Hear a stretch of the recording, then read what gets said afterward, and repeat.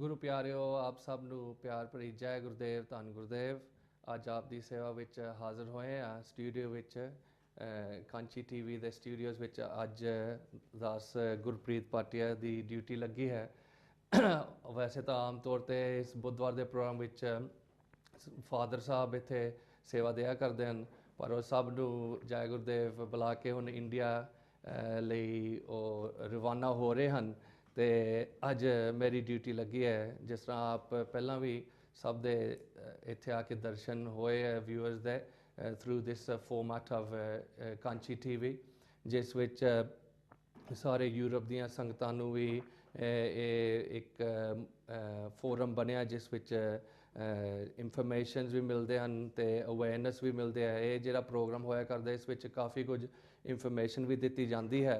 ਅਤੇ ਅੱਜ ਜਿਸ ਤਰ੍ਹਾਂ ਪ੍ਰੀਵੀਅਸ ਵੀ ਇੱਥੇ ਪ੍ਰੋਗਰਾਮ ਸ਼ੋਅ ਹੋਇਆ ਕਰਦੇ ਹਨ, ਇਸ ਵਿੱਚ ਕਾਫੀ ਕੁਝ ਇੰਟਰਸਟਿੰਗ ਫੀਚਰਸ ਅਸੀਂ ਦੇਵਾਂਗੇ। ਅਤੇ ਅੱਜ ਦੇ ਪ੍ਰੋਗਰਾਮ ਵਿੱਚ ਸਾਡੇ ਪਾਸ ਆਏ ਹਨ ਡਾਕਟਰ CS ਸਪਰਾ ਜੀ, ਜਿਹੜੇ ਹਰਬਲ ਟਰੀਟਮੈਂਟਸ ਦੇ ਐਕਸਪਰਟ ਹਨ। ਇਹਨਾਂ ਨਾਲ ਵੀ ਅਸੀਂ ਗੱਲਬਾਤ ਕਰਾਂਗੇ ਅਤੇ ਇਹਨਾਂ ਨੂੰ 1 ਮਿੰਟ 'ਚ ਵੈਲਕਮ ਕਰਾਂਗੇ।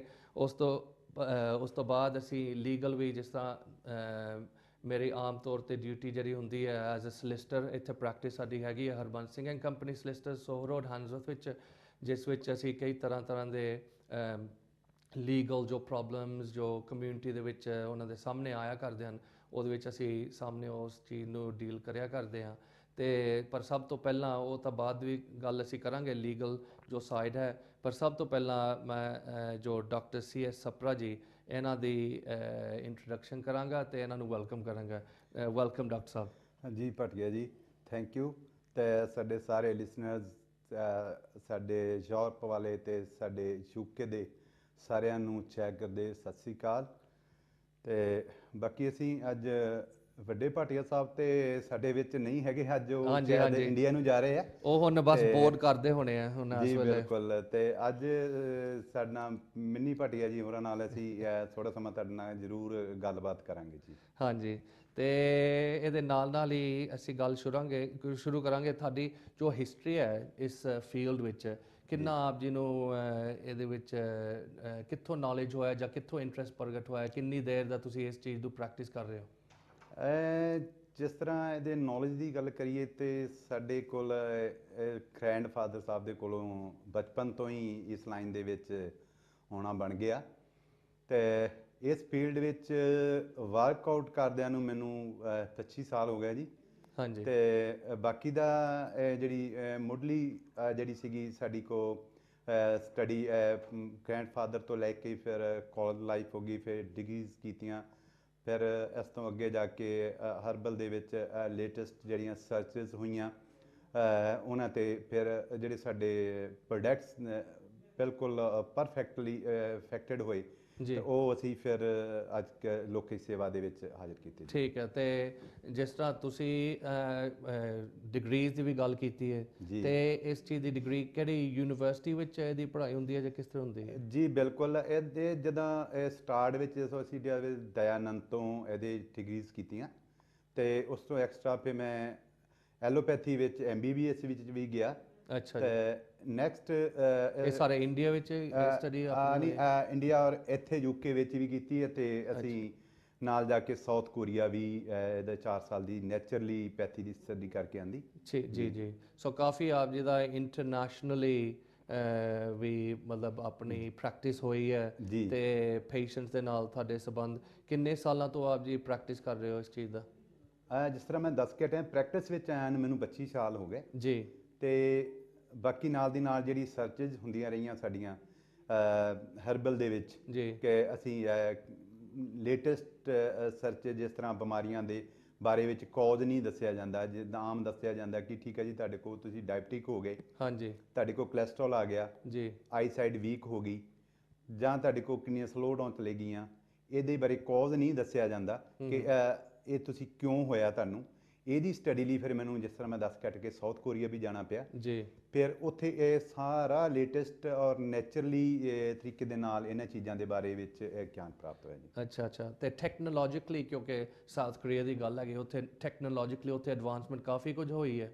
ਬਹੁਤ ਉੱਥੇ ਐਡਵਾਂਸਮੈਂਟ ਤੇ ਬਹੁਤ ਹੈਗੀ ਜੀ। ਇੱਥੇ ਦੇ ਕੰਪੈਰੀਜ਼ਨ ਦੇਖੀਏ ਹਾਂਜੀ ਤੇ ਇਸ ਤੋਂ ਕਿਤੇ ਵੱਧ ਕੇ ਹੈਗਾ ਜੀ। ਜਿਸ ਤਰ੍ਹਾਂ ਆਪਾਂ ਇਹ ਸਿੰਪਲੀ ਇਹ ਗੱਲ ਕਰਦੇ ਹਾਂ ਕਿ ਜੇਕਰ ਸਾਡੀ ਆਈ ਸਾਈਡ ਵੀਕ ਹੋ ਗਈਆਂ ਆ ਤਾਂ ਸਾਡੀ ਮੈਮਰੀ ਵੀਕ ਹੋ ਗਈ ਆ, ਯਾਦਾਸ਼ਤ ਵੀਕ ਹੋ ਗਈ ਆ, ਜਾਂ ਅਸੀਂ ਡਿਪਰੈਸ ਵਿੱਚ ਚਲੇ ਗਏ। ਹਾਂਜੀ ਇਹ ਕਿਹੜੀਆਂ ਨਾੜੀਆਂ ਆ ਜਿਹੜੀਆਂ ਸਾਡੀਆਂ ਅੱਖਾਂ ਲਈ ਇਹ ਡਾਈਟ ਲੈ ਕੇ ਜਾਂਦੀਆਂ ਆ ਜਾਂ ਸਾਡੇ ਬ੍ਰੇਨ ਵਾਸਤੇ। ਅੱਛਾ ਸਾਨੂੰ ਕਿਉਂ ਮੈਮਰੀ ਸਾਡੀ ਵੀਕ ਹੋ ਗਈ ਆ, ਉਹਨਾਂ ਲਈ ਡਾਈਟ ਕਿਹੜੀਆਂ ਨਾੜੀਆਂ ਜਿਹੜੀਆਂ ਲੈ ਕੇ ਜਾਂਦੀਆਂ, ਉਹਨਾਂ ਨੂੰ ਅਸੀਂ ਇਹਨਾਂ ਹੱਥਾਂ ਦੇ ਨਾਲ ਵੀ ਫੜ ਕੇ ਦੇਖਿਆ। ਜਿਸ ਤਰ੍ਹਾਂ ਕਿ ਲੈਬ ਦੇ ਵਿੱਚ ਜਦੋਂ ਵੀ ਡੈਡ ਬੋਡੀਜ਼ ਆਉਂਦੀਆਂ ਸੀ, ਹਾਂਜੀ, ਉਹਦੇ ਵਿੱਚ ਉਹ ਉਸ ਟਾਈਮ ਤੇ ਫਿਰ ਜਿਹੜਾ ਸਾਡੀ ਸਪਾਈਨਲ ਕੋਡ ਆ ਜੀ, ਉਹਦੇ ਬਕਾਇਦਾ ਉਹਨਾਂ ਲਈ ਆਪਰੇਟ ਕਰਕੇ ਇਹਨਾਂ ਦੇ ਵਿੱਚ ਉਹ ਨਾੜੀਆਂ ਦਾ ਬਕਾਇਦਾ ਦੱਸਿਆ ਜਾਂਦਾ ਸੀ ਪ੍ਰੈਕਟੀਕਲੀ। ਹਾਂਜੀ। ਔਰ ਮੈਂ ਦੱਸਦਾ ਜਾਵਾਂ ਕਿ ਜਿਸ ਤਰ੍ਹਾਂ ਸਾਡੀ ਬੋਡੀ ਆ, ਇਹ ਬੋਡੀ ਸਾਡੀ ਦੇ ਵਿੱਚ ਜੋ ਅਸੀਂ ਫੂਡ ਲੈਂਦੇ ਆ, ਸਾਡੀ ਬੋਡੀ ਵਿੱਚ ਇਹਦਾ ਬਲੱਡ ਦੀ ਪ੍ਰੋਡਕਸ਼ਨ ਹੁੰਦੀ ਹੈ। ਹਾਂਜੀ।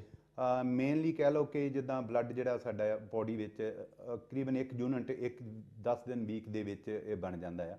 ਇਸੇ ਤਰ੍ਹਾਂ ਸਾਡੀ ਬੋਡੀ ਦੇ ਵਿੱਚ ਇੰਨੇ ਕੁ ਟਾਈਮ ਦੇ ਵਿੱਚ ਵੀਕ ਦੇ ਵਿੱਚ 1 ਯੂਨਿਟ ਸਾਡੀ ਬੋਡੀ ਦੇ ਵਿੱਚ ਬਲੱਡ ਬਰਨ ਵੀ ਹੁੰਦਾ ਆ ਜੀ। ਤੇ ਇਹ ਸਾਡੇ ਅਲੱਗ-ਅਲੱਗ ਜਿਹੜੇ ਆਰਗਨਸ ਹੈਗੇ ਆ, ਇਹ ਬਲੱਡ ਸਾਡੀ ਬੋਡੀ ਚੋਂ ਲੈਂਦੇ ਆ। ਜਿਸ ਤਰ੍ਹਾਂ ਅਸੀਂ ਕਹਿ ਲਈਏ ਕਿ ਅਸੀਂ ਸਿੰਪਲੀ ਦੇਖਦੇ ਆ ਕਿ ਅੱਖਾਂ ਨਾਲ ਅਸੀਂ ਦੇਖਦੇ ਆ, ਪਰ ਇਹ ਕਿਹੜੀ ਸ਼ਕਤੀ ਆ ਜਿਹੜੀ ਅੱਖਾਂ ਨਾਲ ਅਸੀਂ ਦੇਖ ਸਕਦੇ ਆ? ਉਹ ਕਿਹੜੀ ਸ਼ਕਤੀ ਆ ਕਿ ਅਸੀਂ ਸਾਡੀ ਮੈਮਰੀ ਆ, ਅਸੀਂ ਇੱਥੋਂ ਦੇਖਦੇ ਆ ਕਿ ਅਸੀਂ ਇੱਥੇ ਬੈਠੇ ਸੋਚ ਲੈਂਦੇ ਆ ਕਿ ਅਸੀਂ ਇਟਲੀ ਨੂੰ ਜਾਣਾ, ਉੱਥੇ ਮਿਲਾਨ ਜਾਣਾ ਆ, ਉੱਥੇ ਅਸੀਂ ਬਰਗੈਮੋ ਜਾਣਾ ਆ, ਜਾਂ ਅਸੀਂ ਉੱਥੇ ਅਲੱਗ-ਅਲੱਗ ਜਿੱਦਾਂ ਸਪੇਸਿਸ 'ਤੇ ਜਾਣਾ ਆ, ਤੇ ਜਾਂ ਅਸੀਂ ਇੱਥੋਂ ਅਸੀਂ ਚੱਲੇ ਆ ਗੱਡੀ ਲੈ ਕੇ, ਅਸੀਂ ਬਰਮਿੰਘਮ ਦੇ ਕਿਸ ਜਗ੍ਹਾ ਤੇ ਜਾਣਾ, ਜਾਂ ਅਸੀਂ ਲੰਡਨ ਨੂੰ ਜਾਣਾ। ਉਹ ਸਾਡੀ ਕਿਹੜੀ ਸ਼ਕਤੀ ਆ ਜਿਹੜੀ ਕੰਮ ਕਰਦੀ ਆ, ਉਹ ਕਿਸ ਤਰ੍ਹਾਂ ਸੋਚਦੀ ਆ ਜੀ, ਔਰ ਉਹ ਕੀ ਸਾਡੇ ਲਈ ਫ੍ਰੀ ਕੰਮ ਕਰਦੀ ਹੈ। ਇਹ ਚੀਜ਼ਾਂ ਦਾ ਸਾਨੂੰ ਉੱਥੋਂ ਇਹ ਸਾਰੀਆਂ ਦਾ ਗਿਆਨ ਪ੍ਰਾਪਤ ਹੋ, ਕਿਉਂਕਿ ਸਾਡਾ ਬ੍ਰੇਨ ਵੀ ਸਾਡੀ ਬੋਡੀ ਦੇ ਵਿੱਚੋਂ ਬਲੱਡ ਲੈਂਦਾ ਆ ਜੀ। ਬਲੱਡ ਲੈ ਕੇ ਉਹ ਸਾਡੇ ਲਈ ਥਿੰਕ ਕਰਦਾ ਹੈ, ਸਾਡੇ ਲਈ ਕੰਮ ਕਰਦਾ ਜੀ। ਤੇ ਜਿਹੜੀ ਇਸ ਚੀਜ਼ ਦੀ ਵੱਖ-ਵੱਖ ਜਿਹੜੇ ਬਿਮਾਰੀਆਂ ਹਨ, ਫੋਰ ਐਗਜ਼ਾਮਪਲ ਸਾਡੀ ਕਮਿਊਨਿਟੀ ਇੱਥੇ ਦਾ ਖਾਸ ਕਰਕੇ ਹੈਗਾ ਹੀ ਹੈ, ਜਿਹੜੀ ਡਾਇਬੀਟੀਜ਼ ਇੰਡੀਆ 'ਚ ਵੀ ਹੈਗੀ ਹੈ। ਡਾਇਬੀਟੀਜ਼ ਇੱਕ ਬਹੁਤ ਵੱਡੀ ਪ੍ਰੋਬਲਮ ਹੈਗੀ ਹੈ ਕਮਿਊਨਿਟੀ ਵਿੱਚ, ਤੇ ਉਹਦੇ ਲਈ ਜਿਹੜਾ ਹਰਬਲ ਦੀ ਜਿਹੜੀ ਮੈਡੀਸਨ ਹੈਗੀ ਹੈ ਕੰਪੈਰੇਟਿਵ ਟੂ ਜੋ ਆਮ ਜਿਹੜੇ ਡਾਕਟਰ ਹੈਗੇ ਆ, ਉਹਦਾ ਕੀ ਫਰਕ ਹੈਗਾ, ਜਾਂ ਹਰਬਲ ਟਰੀਟਮੈਂਟਸ ਬੈਟਰ ਆਪ ਦੇ ਹਿਸਾਬ ਨਾਲ ਹੈਗੇ ਜਾਂ ਨਹੀਂ? ਜੀ ਬਿਲਕੁਲ। ਇਹ ਜਿਹੜੀ ਸਾਡੀ ਸਪਾਈਨਲ ਕੋਡ ਦੇ ਵਿੱਚੋਂ ਡਿਸਕ ਨੰਬਰ 5 ਹੈਗਾ, ਹਾਂਜੀ, ਉਹਦੇ ਵਿੱਚੋਂ ਜਿਹੜੀ ਵੇਨ ਆ ਸਾਡੇ ਪੈਨਕ੍ਰੀਆਸ ਨੂੰ ਡਾਈਟ ਲੈ ਕੇ ਆਉਂਦੀ। ਅੱਛਾ। ਜਿਸ ਤਰ੍ਹਾਂ ਮੈਂ ਦੱਸ ਕੇ ਹਟਿਆ ਕਿ ਸਾਡੇ ਬੋਡੀ ਜਿਹੜੇ ਆਰਗਨਸ ਹੈਗੇ ਆ ਸਾਡੀ ਬੋਡੀ ਚੋਂ ਬਲੱਡ ਲੈਂਦੇ ਆ। ਜਿਸ ਤਰ੍ਹਾਂ ਸਾਡੀ ਜਿਹੜਾ ਪੈਨਕ੍ਰੀਜ਼ ਆ, ਇਹ ਵੀ ਸਾਡੀ ਬੋਡੀ ਦਾ ਆਰਗਨ ਹੈਗਾ ਆ। ਜਿਸ ਤਰ੍ਹਾਂ ਮੈਂ ਦੱਸਦਾ ਕਿ ਡਿਸਕ ਨੰਬਰ 5 ਦੇ ਵਿੱਚੋਂ ਜਿਹੜੀ ਵੇਨ ਪੈਨਕ੍ਰੀਜ਼ ਨੂੰ ਡਾਈਟ ਲੈ ਕੇ ਆਉਂਦੀ ਹੈ, ਜਦੋਂ ਉਹਦੇ ਵਿੱਚ ਕੁਝ ਰੁਕਾਵਟ ਆਉਂਦੀ ਕਿਸੇ ਕਾਰਨ, ਜਿਸ ਤਰ੍ਹਾਂ ਕਿ ਪੈਨਕ੍ਰੀਜ਼ ਨੂੰ ਤੇ ਲਿਵਰ ਨੂੰ ਇੱਕ ਹੀ ਵੇਨ ਜਿਹੜੀ ਉਹ ਡਾਈਟ ਲੈ ਕੇ ਆਉਂਦੀ ਹੈ। ਜਦੋਂ ਅਸੀਂ ਲਿਵਰ ਦੇ ਉੱਪਰ ਓਵਰਲੋਡ ਪਾਉਂਦੇ ਆ, ਉਹਦੇ ਜਿਹੜੇ ਆ ਕਾਰਬੋਹਾਈਡਰੇਟ ਅਸੀਂ ਉਹਨੂੰ ਇੰਨੇ ਜ਼ਿਆਦਾ ਦਿੰਦੇ ਆ, ਕੈਲਰੀਜ਼ ਜਿਹੜੀਆਂ, ਕਿਉਂਕਿ ਸਾਡੀ ਜਿਹੜਾ ਲਿਵਰ ਆ ਇਹ ਨਾਰਮਲੀ ਜਦੋਂ ਅਸੀਂ ਚੰਗੇ ਦੇ ਵਿੱਚ ਆ ਜਾਂਦੇ ਆ ਤੇ ਤਕਰੀਬਨ 2000 ਜਿਹੜੀ ਕੈਲਰੀ ਆ ਇਹਦੇ ਲਈ ਸੈਫੀਸ਼ੀਐਂਟ ਹੁੰਦੀ ਆ ਕਿ ਸਾਡੀ ਬੋਡੀ ਨੂੰ ਬਿਮਾਰੀਆਂ ਤੋਂ ਬਚਾ ਕੇ ਰੱਖਿਆ ਜਾ ਸਕੇ ਸਾਡੇ ਲਿਵਰ ਦੇ ਥਰੂ, ਜੇਕਰ ਅਸੀਂ ਕੈਲਰੀਜ਼ ਨੂੰ ਮੇਨਟੇਨ ਕਰਕੇ ਰੱਖੀਏ। ਜੀ। ਜੇਕਰ ਅਸੀਂ ਓਵਰਲੋਡ ਪਾਉਂਦੇ ਆ ਆਪਣੇ ਲਿਵਰ ਦੇ ਉੱਪਰ, ਫਿਰ ਉਹ ਜਿੱਦਾਂ ਮਤਲਬ ਸਾਫ਼ ਸੁਥਰਾ ਖੂਨ ਨਾ ਬਣਾ ਕੇ, ਜੇਕਰ ਅਸੀਂ 2000 ਕੈਲਰੀ ਲੈਣੀ ਆ, 2000 ਦੀ ਬਜਾਏ ਅਸੀਂ ਕਹਿ ਲਓ ਕਿ 7000 8000 ਕੈਲਰੀ ਵੀ ਸਾਡੀ ਕਮਿਊਨਿਟੀ ਦੇ ਬੰਦੇ ਲੈ ਜਾਂਦੇ ਆ। ਉਹਦੇ ਵਿੱਚ ਫਿਰ ਕੀ ਹੁੰਦਾ ਹੈ ਕਿ ਲਿਵਰ ਤੇ ਓਵਰਲੋਡ ਪੈਂਦਾ, ਲਿਵਰ ਫਿਰ ਸਾਡਾ ਪ੍ਰੋਪਰਲੀ ਸਹੀ ਸਾਫ਼ ਸੁਥਰਾ ਖੂਨ ਨਾ ਬਣਾ ਕੇ ਫੰਕਸ਼ਨੈਲਿਟੀ ਨਹੀਂ ਠੀਕ ਰਹਿੰਦੀ, ਫੰਕਸ਼ਨੈਲਿਟੀ ਨਾ ਠੀਕ ਰਹਿਣ ਕਰਕੇ ਉਹ ਫਿਰ ਜਿਹੜਾ ਖੂਨ ਹੈਗਾ ਸਾਡੇ ਚਰਬੀ ਵਾਲਾ ਕੱਚਾ ਖੂਨ ਬਣਾਉਂਦਾ। ਜਦੋਂ ਫਿਰ ਇਹ ਕੋਲੈਸਟਰੋਲ ਵਾਲਾ ਚਰਬੀ ਵਾਲਾ ਖੂਨ ਬਣੂਗਾ ਤੇ ਜਿਹੜੇ ਸਾਡੇ ਆਰਗਨਸ ਹੈਗੇ ਜਦੋਂ ਇਹਨਾਂ ਨੂੰ ਸਾਫ਼ ਸੁਥਰਾ ਖੂਨ ਨਹੀਂ ਜਾਣਾ, ਖਾਸ ਕਰਕੇ ਜਿਹੜਾ ਪੈਨਕ੍ਰੀਜ਼ ਆ ਸਾਡਾ, ਇਹ ਬਿਲਕੁਲ ਲਿਵਰ ਦੇ ਨਜ਼ਦੀਕ ਆ। ਇਹਦੇ ਕੋਲ ਜਦੋਂ ਕੱਚਾ ਖੂਨ ਜਾਣਾ ਤੇ ਇਹਨੇ ਫਿਰ ਜਿਹੜੀ ਸਾਡੀ ਬੋਡੀ ਦੇ ਵਿੱਚ ਇਨਸੂਲਿਨ ਬਣਾਉਣੀ ਆ, ਉਹ ਇਨਸੂਲਿਨ ਨਾ ਬਣਾ ਕੇ ਸਾਡੀ ਬੋਡੀ ਵਿੱਚ ਇਹਨਾਂ ਨੇ ਗਲੂਕੋਜ਼ ਬਣਾਉਣਾ। ਅੱਛਾ। ਤੇ ਆਪਣਾ ਇਹਦਾ ਜਿਹੜੀ ਇਹਨਾਂ ਨੇ ਐਕਟੀਵਿਟੀ ਸਾਡੀ ਬੋਡੀ ਲਈ ਪ੍ਰੋਡਿਊਸ ਕਰਨੀ ਹੁੰਦੀ ਆ, ਤਕਰੀਬਨ 7.5 ਮਿਲੀਗ੍ਰਾਮ 24 ਘੰਟੇ ਵਿੱਚ ਸਾਡੀ ਬੋਡੀ ਵਿੱਚ ਐਕਟੀਵਿਟੀ ਪ੍ਰੋਡਿਊਸ ਹੁੰਦੀ ਹੈ ਜੀ। ਤੇ ਜਦੋਂ ਸਾਡੀ ਬੋਡੀ ਵਿੱਚ ਐਕਟੀਵਿਟੀ 7.5 ਮਿਲੀਗ੍ਰਾਮ ਪ੍ਰੋਡਿਊਸ ਨਹੀਂ ਹੋਗੀ ਤੇ ਸਾਡੀ ਬੋਡੀ ਵਿੱਚ ਜਿਹੜੀ ਇਨਸੂਲਿਨ ਦੀ ਮਾਤਰਾ ਉਹ ਘਟਣੀ ਸ਼ੁਰੂ ਹੋ ਜੂਗੀ ਤੇ ਗਲੂਕੋਜ਼ ਸਾਡੀ ਬਲੱਡ ਦੇ ਵਿੱਚ ਜਾਣਾ ਸ਼ੁਰੂ ਹੋ ਜਾਊਗਾ। ਜਦੋਂ ਫਿਰ ਇਹਦਾ ਟੈਸਟ ਹੋਏਗਾ ਤਾਂ ਅਸੀਂ ਡਾਕਟਰ ਨੂੰ ਕਹਾਂਗੇ ਤੁਸੀਂ ਡਾਇਬਟਿਕ ਹੋ ਗਏ। ਸੋ ਇਹ ਤਾਂ ਜਿਹੜਾ ਪ੍ਰੋਸੈਸ ਹੈਗਾ ਜੀ, ਇਹ ਤੁਸੀਂ ਸਾਰੇ ਨੂੰ ਕਾਫੀ ਵਿਸਤਾਰ ਨਾਲ ਦੱਸਿਆ ਹੈਗਾ।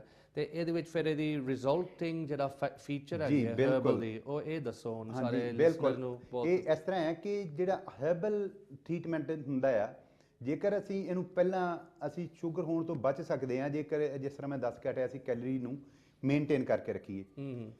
ਦੂਸਰੀ ਗੱਲ ਕਿ ਜੇਕਰ ਸਾਡੇ ਕੋਲ ਸ਼ੂਗਰ ਆ ਹੀ ਗਈ ਆ, ਸਾਡੇ ਕਿਸ ਹੱਦ ਤੱਕ ਇਹ ਪੈਨਕ੍ਰੀਜ਼ ਖਰਾਬ ਹੋ ਗਿਆ ਇਹ ਤੇ ਰਿਜ਼ਲਟ ਆਉਣ ਤੇ ਪਤਾ ਲੱਗਦਾ। ਹਾਂਜੀ।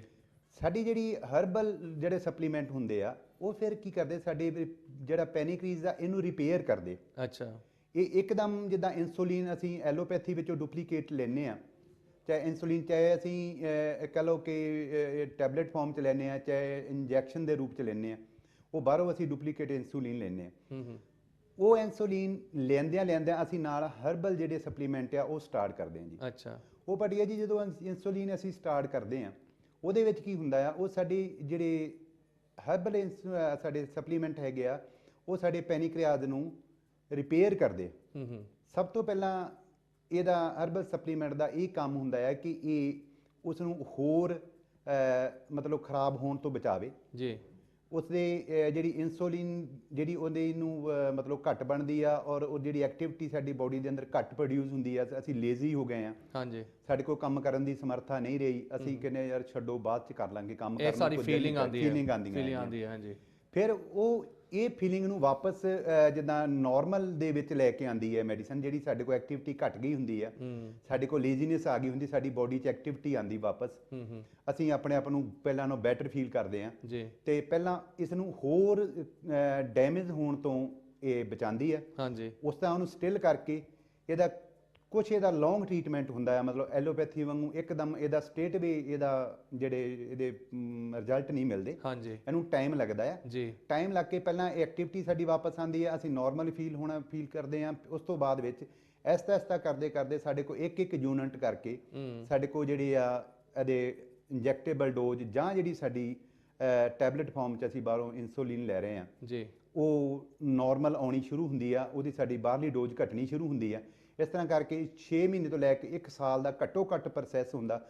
1 ਸਾਲ ਤੋਂ 3 ਸਾਲ ਵੀ ਇਹਨੂੰ ਲੱਗ ਜਾਂਦੇ ਆ ਜੇਕਰ ਅਸੀਂ ਚਾਹੁੰਦੇ ਹਾਂ ਕਿ ਹਾਂਜੀ ਜੇਕਰ ਅਸੀਂ ਇਹਨੂੰ ਕਹਿੰਦੇ ਪ੍ਰੋਪਰਲੀ ਅਸੀਂ ਇਹਨੂੰ ਵਾਪਸ ਪਹਿਲੀ ਸਟੇਜ ਤੇ ਆਈਏ ਤੇ ਇਹਦੇ ਲਈ ਬਹੁਤ ਲੌਂਗ ਪ੍ਰੋਸੈਸ ਹੁੰਦਾ ਆ। ਪਰ ਜਿਹੜੀ ਉਹਨਾਂ ਦੀ ਅਸੀਂ ਸਟੇਟ ਵੇ 3 ਮਹੀਨੇ ਦੇ ਵਿੱਚ ਪੈਨਕ੍ਰੀਜ਼ ਨੂੰ ਹੋਰ ਖਰਾਬ ਹੋਣ ਤੋਂ ਰੋਕ ਸਕਦੇ ਜੀ। ਅੱਛਾ। ਸੋ ਲੌਂਗ ਬੜਾ ਲੰਬਾ ਪ੍ਰੋਸੈਸ ਹੈਗਾ ਇਸ ਚੀਜ਼ ਦਾ ਜਿਹੜਾ ਡਾਇਬੀਟੀਜ਼, ਕਿਉਂਕਿ ਕਾਫੀ ਸਾਡੀ ਕਮਿਊਨਿਟੀ ਦੇ ਵਿੱਚ ਤਾਂ ਇਹ ਬਹੁਤ ਵੱਡੀ ਪ੍ਰੋਬਲਮ ਹੈਗੀ ਹੈ ਤੇ ਇਹਦੇ ਵਿੱਚ ਇੱਥੇ ਆਪਨੇ ਟ੍ਰੀਟਮੈਂਟਸ ਕੀਤੇ ਤੇ ਸਕਸੈਸ ਰੇਟ ਇਹਦਾ ਕਿਸ ਤਰ੍ਹਾਂ ਹੈਗਾ ਜੀ? ਇਹਦਾ ਸਕਸੈਸ ਰੇਟ ਬਹੁਤ ਵਧੀਆ ਹੈਗਾ। ਕੱਲਾ ਇੱਥੇ ਨਹੀਂ ਆਪਣੇ ਇਹ ਟ੍ਰੀਟਮੈਂਟ ਹੁੰਦੇ, ਆਪਣੇ ਪੂਰੇ ਯੂਰਪ ਵਿੱਚ ਜੀ ਔਰ ਕੈਨੇਡਾ ਵਿੱਚ ਸਰੀ ਵਿੱਚ ਵੀ ਬਹੁਤ ਸਾਰੇ ਪੇਸ਼ੈਂਟ, ਆਪਣੇ ਯੂਕੇ ਵਿੱਚ ਤਾਂ ਚਲੋ ਹੈ ਹੀ ਹੈ। ਹਾਂਜੀ। ਤੇ ਇਹਦਾ ਟ੍ਰੀਟਮੈਂਟ ਸਾਡਾ ਚੱਲਦਾ ਪਿਆ ਹੈ ਜੀ ਤੇ ਬਹੁਤ ਵਧੀਆ ਰਿਜ਼ਲਟ ਹੈਗੇ ਆ। ਠੀਕ।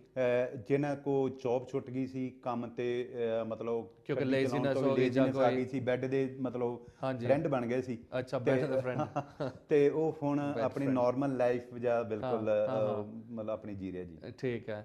ਤੇ ਕਿਉਂਕਿ ਇੱਕ ਤਾਂ ਇਹ ਮੇਨ ਡਾਇਬੀਟੀਜ਼ ਵਾਲੀ ਵੀ ਬਹੁਤ ਵੱਡੀ ਪ੍ਰੋਬਲਮ ਹੈ ਕਮਿਊਨਿਟੀ ਦੇ ਵਿੱਚ, ਤੇ ਨਾਲ ਇਹਦੇ ਵਿੱਚ ਇੱਕ ਜਿਹੜੀ ਹਾਰਟ ਵਾਲੀ ਇਸ਼ੂ ਹੈਗੀ ਹੈ ਉਹ ਵੀ ਅਸੀਂ ਦੇਖੀਦਾ ਹੈਗਾ, ਕਿਉਂਕਿ ਨੈਸ਼ਨਲ ਹੈਲਥ ਸਰਵਿਸ ਦੀ ਵੀ ਸਟੈਟਿਸਟਿਕਸ ਜੇ ਆਪਾਂ ਦੇਖੀਏ ਉਹ ਵੀ ਕਹਿੰਦੇ ਸਾਡੀ ਬਜਟ ਆਪਣੀ ਘਟਾਉਣੀ ਚਾਹੀਦੀ ਹੈ। ਇੱਥੇ ਯੂਕੇ ਦੀ ਜਿਹੜੀ ਨੈਸ਼ਨਲ ਹੈਲਥ ਆਲਟਰਨੇਟਿਵ ਥੈਰੇਪੀ ਜੋ ਵੀ ਹੁਣ ਕਈ ਡਾਕਟਰਸ ਐਡਵਾਈਜ਼ ਇਹ ਕਰਦੇ ਆ ਕਿ ਬਈ ਯੋਗਾ ਕਰਨਾ ਚਾਹੀਦਾ, ਮੈਡੀਟੇਸ਼ਨ ਕਰਨੀ ਚਾਹੀਦੀ, ਇਹੋ ਜਿਹੀ ਚੀਜ਼ਾਂ ਕਰਨੀਆਂ ਚਾਹੀਦਾ ਆਲਟਰਨੇਟਿਵ ਥੈਰੇਪੀ। ਤੇ ਇਹਦੇ ਨਾਲ ਜਿਹੜੀ ਇੱਕ ਹਾਰਟ ਦੀ ਵੀ ਇਸ਼ੂ ਹੈਗੀ ਆ ਉਹਦੇ ਬਾਰੇ ਵੀ ਹਰਬਲ ਦਾ ਕਿੰਨਾ ਇੰਪੈਕਟ ਹੁੰਦਾ ਹੈਗਾ ਤੇ ਕਿੰਨਾ ਪ੍ਰੋਸੈਸ ਹੈਗਾ ਜੀ? ਬਿਲਕੁਲ। ਆਪਾਂ ਜਿਸ ਤਰ੍ਹਾਂ ਇਸ ਵੇਲੇ ਗੱਲ ਕਰ ਰਹੇ ਹਾਂ ਡਿਸਕ ਨੰਬਰ 5 ਦੀ, ਆਪਾਂ ਲਿਵਰ ਨੂੰ ਨਾਲ ਲੈ ਕੇ ਚੱਲੇ ਹਾਂ। ਹਾਂਜੀ। ਕਿਉਂਕਿ ਜੇ ਡਾਇਬਟੀਜ਼ ਹੁੰਦੀ ਇਹ ਲਿਵਰ ਦਾ ਇਹਦੇ ਨਾਲ ਬਹੁਤ ਵੱਡਾ ਯੋਗਦਾਨ ਹੁੰਦਾ ਜੀ ਸਾਡੇ ਬੋਡੀ ਦੇ ਵਿੱਚ। ਸੈਕੰਡਲੀ ਜੇਕਰ ਆਪਾਂ ਕੋਲੈਸਟਰੋਲ ਦੀ ਗੱਲ ਕਰਦੇ ਹਾਂ ਤੇ ਜਿੱਦਾਂ ਆਪਾਂ ਦੱਸ ਕੇ ਹਟੇ ਹਾਂ ਕਿ ਸਾਡੀ ਬੋਡੀ ਦੇ ਵਿੱਚ ਜਦੋਂ ਅਸੀਂ ਓਵਰ ਕੈਲਰੀਜ਼ ਲਵਾਂਗੇ, ਅਸੀਂ ਓਵਰ ਡਾਈਟ ਲਵਾਂਗੇ, ਲਿਵਰ ਦੇ ਉੱਤੇ ਅਸੀਂ ਮਤਲਬ ਬਰਡਨ ਪਾ ਦਿਆਂਗੇ, ਫਿਰ ਸਾਡੀ ਜਿੱਦਾਂ ਮੈਂ ਪਹਿਲਾਂ ਵੀ ਦੱਸ ਕੇ ਹਟਿਆ ਕਿ ਸਾਡਾ ਜਿਹੜਾ ਲਿਵਰ ਆ ਉਹ ਫਿਰ ਕੱਚਾ ਖੂਨ ਬਣਾਏਗਾ ਚਰਬੀ ਵਾਲਾ। ਇਹ ਜਿਹੜਾ ਚਰਬੀ ਵਾਲਾ ਖੂਨ ਹੋਏਗਾ ਇਹ ਜਦੋਂ ਸਾਡੀਆਂ ਨਾੜੀਆਂ ਵਿੱਚ ਜਾਏਗਾ, ਇਹ ਆਪਾਂ ਸਾਰਿਆਂ ਨੂੰ ਪਤਾ ਕਿ ਜਿੱਦਾਂ ਕਈ ਵਾਰੀ ਜਿਹੜੀਆਂ ਸਾਡੀਆਂ ਕਈ ਨਾੜੀਆਂ ਇਹੋ ਜਿਹੀਆਂ ਹੈਗੀਆਂ ਆ ਕਿ ਉਹ ਬੜੀਆਂ ਸੂਖਮ ਆ, ਜਿਸ ਤਰ੍ਹਾਂ ਸਾਡੀ ਬ੍ਰੇਨ ਸਾਈਡ ਦੀਆਂ। ਦੂਜੇ ਸਾਈਡ ਤੇ ਅਸੀਂ ਲੈ ਕੇ ਚੱਲੀਏ ਕਿ ਜਿਹੜਾ ਸਾਡਾ ਹਾਰਟ ਆ, ਹਾਰਟ ਵੀ ਸਾਡਾ ਹਾਰਟ ਦੇ ਵਿੱਚ ਦੀ ਜਦੋਂ ਸਭ ਤੋਂ ਪਹਿਲਾਂ ਹਾਰਟ ਦੇ ਵਿੱਚ ਦੀ ਖੂਨ ਪਾਸ ਹੁੰਦਾ, ਹਾਂਜੀ, ਉਸ ਤੋਂ ਅੱਗੇ ਫਿਰ ਦੂਸਰੀਆਂ ਨਾੜੀਆਂ ਦੇ ਵਿੱਚ ਇਹ ਬਲੱਡ ਜਾਂਦਾ। ਜੀ ਜੀ।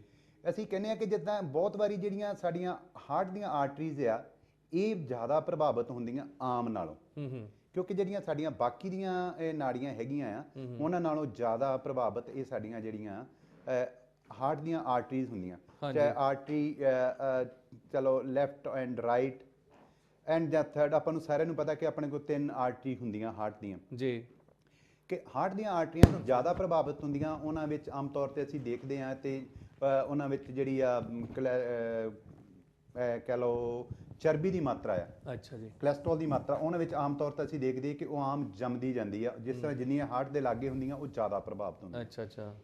ਤੇ ਜਦੋਂ ਉਹਨਾਂ ਦੇ ਵਿੱਚ ਇਹ ਜਿਹੜੇ ਕ੍ਰਿਸਟਲ ਆ ਕੇ ਜੰਮਣੇ ਸ਼ੁਰੂ ਹੁੰਦੇ ਆ, ਕ੍ਰਿਸਟਲ ਜਿਹੜੇ ਜੰਮਦੇ ਆ ਤੇ ਉਸ ਤੋਂ ਬਾਅਦ ਵਿੱਚ ਫਿਰ ਕਰੋਟ ਇੱਕ ਬਣਨਾ ਸ਼ੁਰੂ ਹੁੰਦਾ। ਕਰੋਟਿਕ, ਬਿਲਕੁਲ, ਜਿਹੜਾ ਬਲੱਡ ਕਲੌਟ ਹੁੰਦਾ ਆ। ਅੱਛਾ, ਬਲੱਡ ਕਲੌਟ, ਹਾਂਜੀ। ਜਿਹੜਾ ਬਲੱਡ ਕਲੌਟ ਇਹ ਸਾਡੀ ਆਰਟਰੀ ਦੇ ਵਿੱਚ ਜੰਮਣਾ ਜਦੋਂ ਬਣ ਜਾਂਦਾ ਆ, ਉਹ ਫਿਰ ਸਾਡੇ ਲਈ ਇੱਕ ਮੁਸੀਬਤ ਦਾ ਕਾਰਨ ਬਣਦਾ। ਹਾਂਜੀ।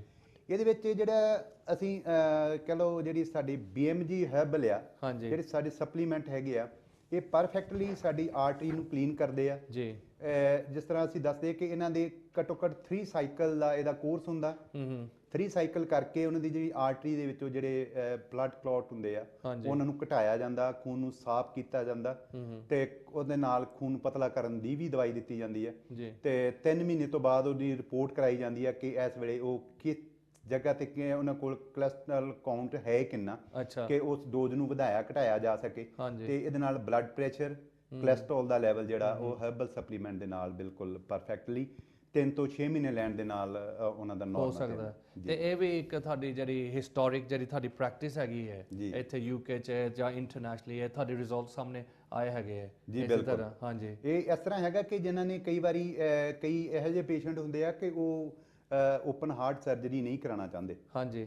ਤੇ ਖਾਸ ਕਰਕੇ ਇੰਡੀਆ ਵਿੱਚ ਵੀ ਅਸੀਂ ਇਦਾਂ ਦਾ ਦੇਖਿਆ ਕਿ ਇਹੋ ਜਿਹੇ ਕਈ ਇੰਨੇ ਪੂਅਰ ਪੇਸ਼ੈਂਟ ਹੁੰਦੇ ਆ ਕਿ ਉਹਨਾਂ ਦੇ ਕੋ ਉਹ ਹਾਰਟ ਸਰਜਰੀ ਅਫੋਰਡ ਨਹੀਂ ਕਰਦੇ। ਅੱਛਾ ਅੱਛਾ, ਹਾਂ, ਕਿਉਂਕਿ ਐਕਸਪੈਂਸ ਦੀ ਵੀ ਗੱਲ ਹੈ। ਬਿਲਕੁਲ, ਐਕਸਪੈਂਸ ਦੀ ਵੀ ਗੱਲ ਹੁੰਦੀ ਹੈ। ਪਰ ਇੱਥੇ UK 'ਚ ਤਾਂ ਇੱਥੇ ਓਪਨਲੀ ਆ, ਆਪਾਂ ਨੂੰ ਪਤਾ ਆ, ਪਰ ਇੱਥੇ ਵੀ ਬਹੁਤ ਸਾਰੇ ਪੇਸ਼ੈਂਟ ਆ ਕਿ ਜਿਹੜੇ ਹਾਰਟ ਸਰਜਰੀ ਤੋਂ ਡਰਦੇ ਵੀ ਆ। ਅੱਛਾ, ਡਰਦੇ। ਪਰ ਉਹਦੇ ਵਿੱਚ ਇਸ ਤਰ੍ਹਾਂ ਹੈ ਕਿ ਇਸ ਸਟੇਜ ਤੋਂ ਬਾਅਦ ਵਿੱਚ ਜਦੋਂ ਅਸੀਂ ਇਹਨਾਂ ਦਾ ਕੋਲੇਸਟ੍ਰੋਲ ਲੈਵਲ ਦਾ ਜਦੋਂ ਉਹਨਾਂ ਦੀ ਐਂਜੀਓਗ੍ਰਾਫੀ ਸੀਗੀ ਉਹਨਾਂ ਨੇ ਕਰਵਾਈ ਕਿ ਉਹਨਾਂ ਦੀ ਜਿਹੜੀ ਆਰਟਰੀ ਹੈਗੀਆਂ ਆ, ਕਿਸੇ ਦੀ 80% ਬਲੌਕ ਆ, ਕਿਸੇ ਕੋ 60 ਆ, ਕਿਸੇ ਕੋ 40 ਆ। ਹਾਂਜੀ। ਤੇ ਜੇਕਰ ਉਹ ਅਲੱਗ-ਅਲੱਗ ਉਹਨਾਂ ਦੀ ਕਿੰਨੇ % ਆਰਟਰੀ ਬਲੌਕ ਹੋ ਗਈ ਹੈ, ਉਹਨਾਂ ਨੂੰ ਜਦੋਂ 3 ਮਹੀਨੇ ਦਾ ਇਹ ਕੋਰਸ ਕੀਤਾ ਜਾਂਦਾ ਆਰਟਰੀ ਕਲੀਨ ਕਰਨ ਦਾ, ਜਦੋਂ ਇਹ ਕੋਲੇਸਟ੍ਰੋਲ ਲੈਵਲ ਨੂੰ ਥੱਲੇ ਲਿਆਂਦਾ ਜਾਂਦਾ ਤੇ ਉਹ ਜਦੋਂ 3 ਮਹੀਨੇ ਜਾਂ 6 ਮਹੀਨੇ ਤੋਂ ਬਾਅਦ ਉਹ ਜਦੋਂ ਫੇਰ ਐਂਜੀਓਗ੍ਰਾਫੀ ਕਰਾਉਂਦੇ ਆ ਜਾਂ ਉਹਨਾਂ ਨੂੰ 6 ਮਹੀਨੇ ਦੀ ਇਹ ਕਹਿ ਸਕਦੇ ਆ ਕਿ ਇਹ ਮਿਲੀ ਹੁੰਦੀ ਡੇਟ ਆਪਰੇਸ਼ਨ ਦੀ। ਹਾਂਜੀ ਹਾਂਜੀ। ਜਦੋਂ ਉਹਨਾਂ ਨੂੰ ਆਪਰੇਸ਼ਨ ਦੀ 6 ਮਹੀਨੇ ਦੀ ਡੇਟ ਜਿਹੜੀ ਮਿਲੀ ਆ, ਉਹ ਦੁਬਾਰਾ ਉਹਨਾਂ ਦੀ ਐਂਜੀਓਗ੍ਰਾਫੀ ਹੁੰਦੀ ਆ ਤੇ ਕਈ ਬਹੁਤ ਸਾਰੇ ਪੇਸ਼ੈਂਟ ਸਾਨੂੰ ਇਸ ਵੇਲੇ ਵੀ ਪ੍ਰੈਕਟੀਕਲੀ ਅਸੀਂ ਆਪਾਂ ਉਹਨਾਂ ਨੂੰ ਮਿਲਦੇ ਵੀ ਆ